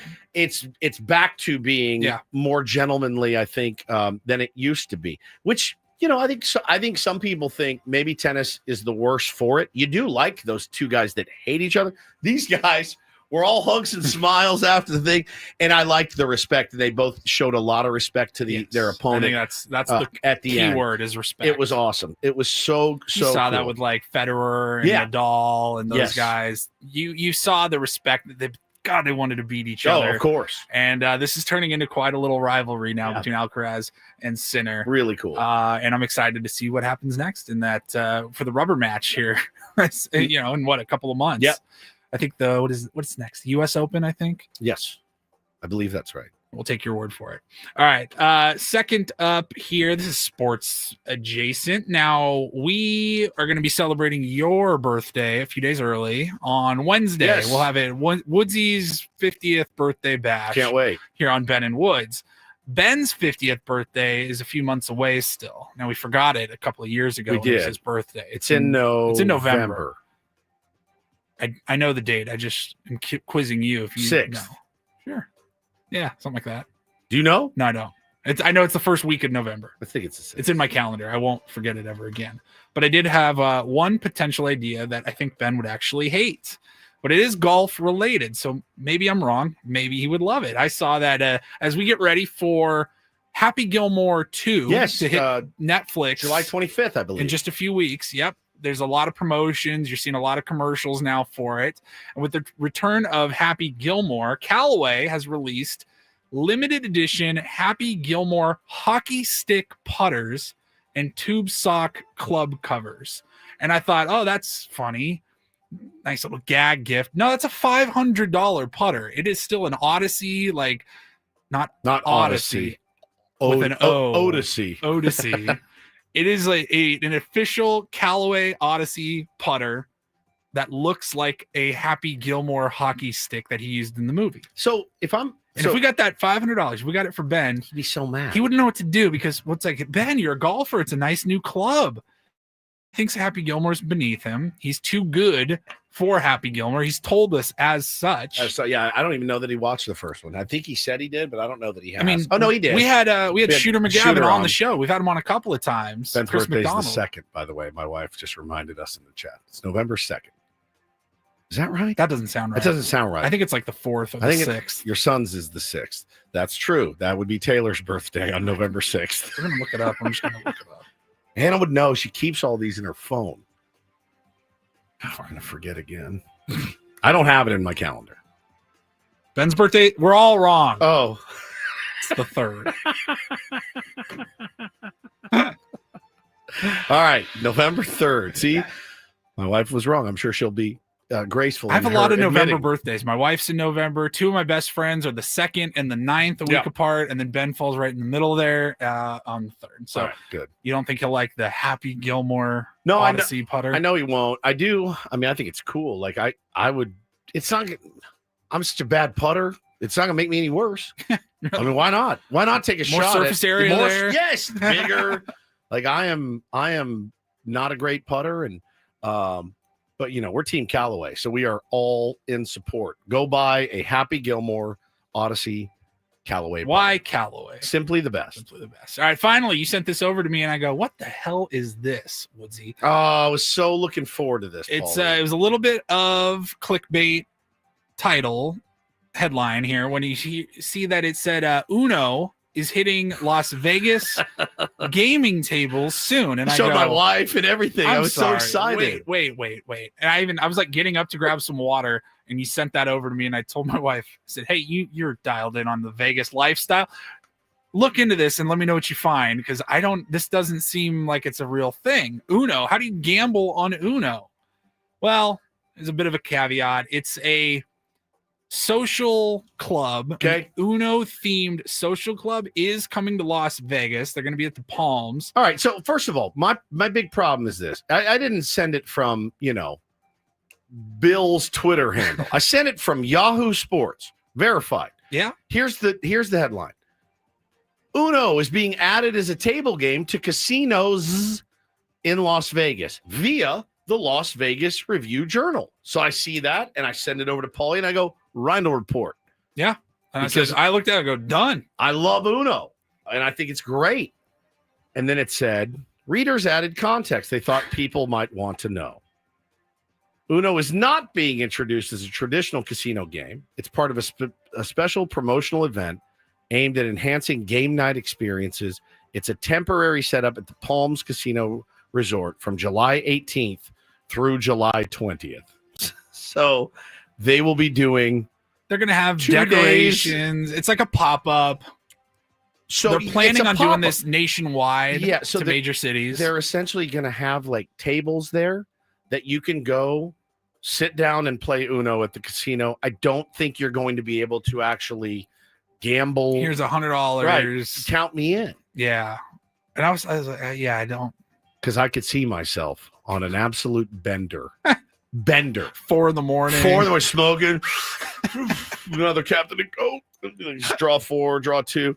Now, it's funny. Like, it sounds ridiculous, right? But if they could find a way to make money on it, they would. If they could find a way to stack the odds in their favor as they do, they would absolutely do it. I do think we're not too far away from that. I see like Candyland. I turned 35 in September. So as I'm getting older and like my millennial generation is the generation that's spending a lot of money and that advertisers are targeting a lot of their stuff to, I'm like, at what point can you walk into like the Venetian's gambling, the gambling floor and play like Mario Kart or a Jelly Roll slot machine if there's not one already? I find it hard to believe there's not a Jelly Roll slot machine. I bet you already. my life that there's at least y'all. A Jelly Roll pinball or slot machine. But I think Uno would be so elite. Now, I will say this. The very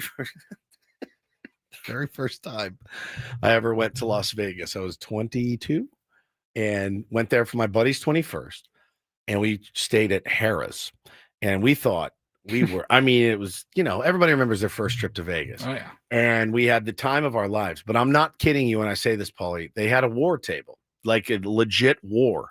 And you want to talk about $500 out of your pocket.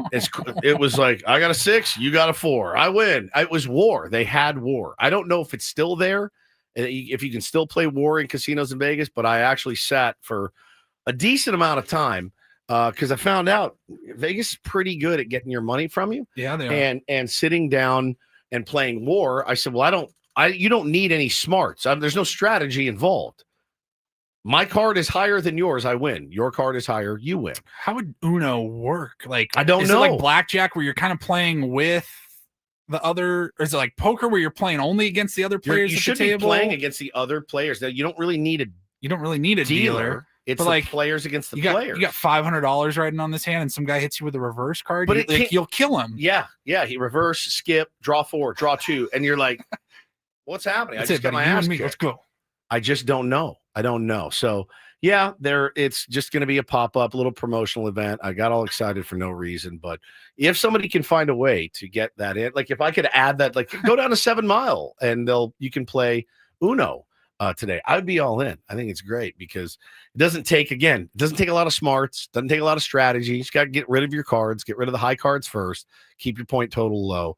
That's how it goes. Much like the Padres offense at times, keeping the point total low. Benny will be back tomorrow. Looking forward to having him back. I will be heading to the DMV as soon as the show ends and we cut a promo and we'll get out of here for the day. You got the home run derby on tonight. Braden and Italian Paul coming up next. Maybe Italian Paul can tell everybody was so upset about Jacob Mizorowski getting into the All-Star game. I would love to hear over more the about weekend. the sanctity of the All-Star of game. the All-Star game. It certainly happens, but looking forward to that and looking forward to coming back in and getting the whole show back together tomorrow, as it were. Paulie, anything else on your agenda the rest of the day? No, we're Not just the DMV. chilling. Not the DMV, thank God. You're on dog watch, though. Like I said, we're going day by day. Day by day. And Megan already texted me. She said, hey, she woke up. Everything's good today. Like, we're going to get through today. Yeah. And we'll handle tomorrow. That's the way you do it, man. That's the only way to do it. Well, I'm wishing you guys the very best. And all the tier ones having a great Monday for the rest of your day. You got Braden, Italian Paul next. You got Gwen and Chris in the afternoon. And, of course, we'll be back tomorrow, 6 a.m. sharp with, I can't wait for all Ben's wild vacation stories from his trip to Santa Barbara. Oh, man. The whole first segment is his, just so he knows. You have 20 minutes. Go. 24 minutes. It's all you, dude. I can't wait to hear all about it. Have a great rest of your day. We love you guys. See you later.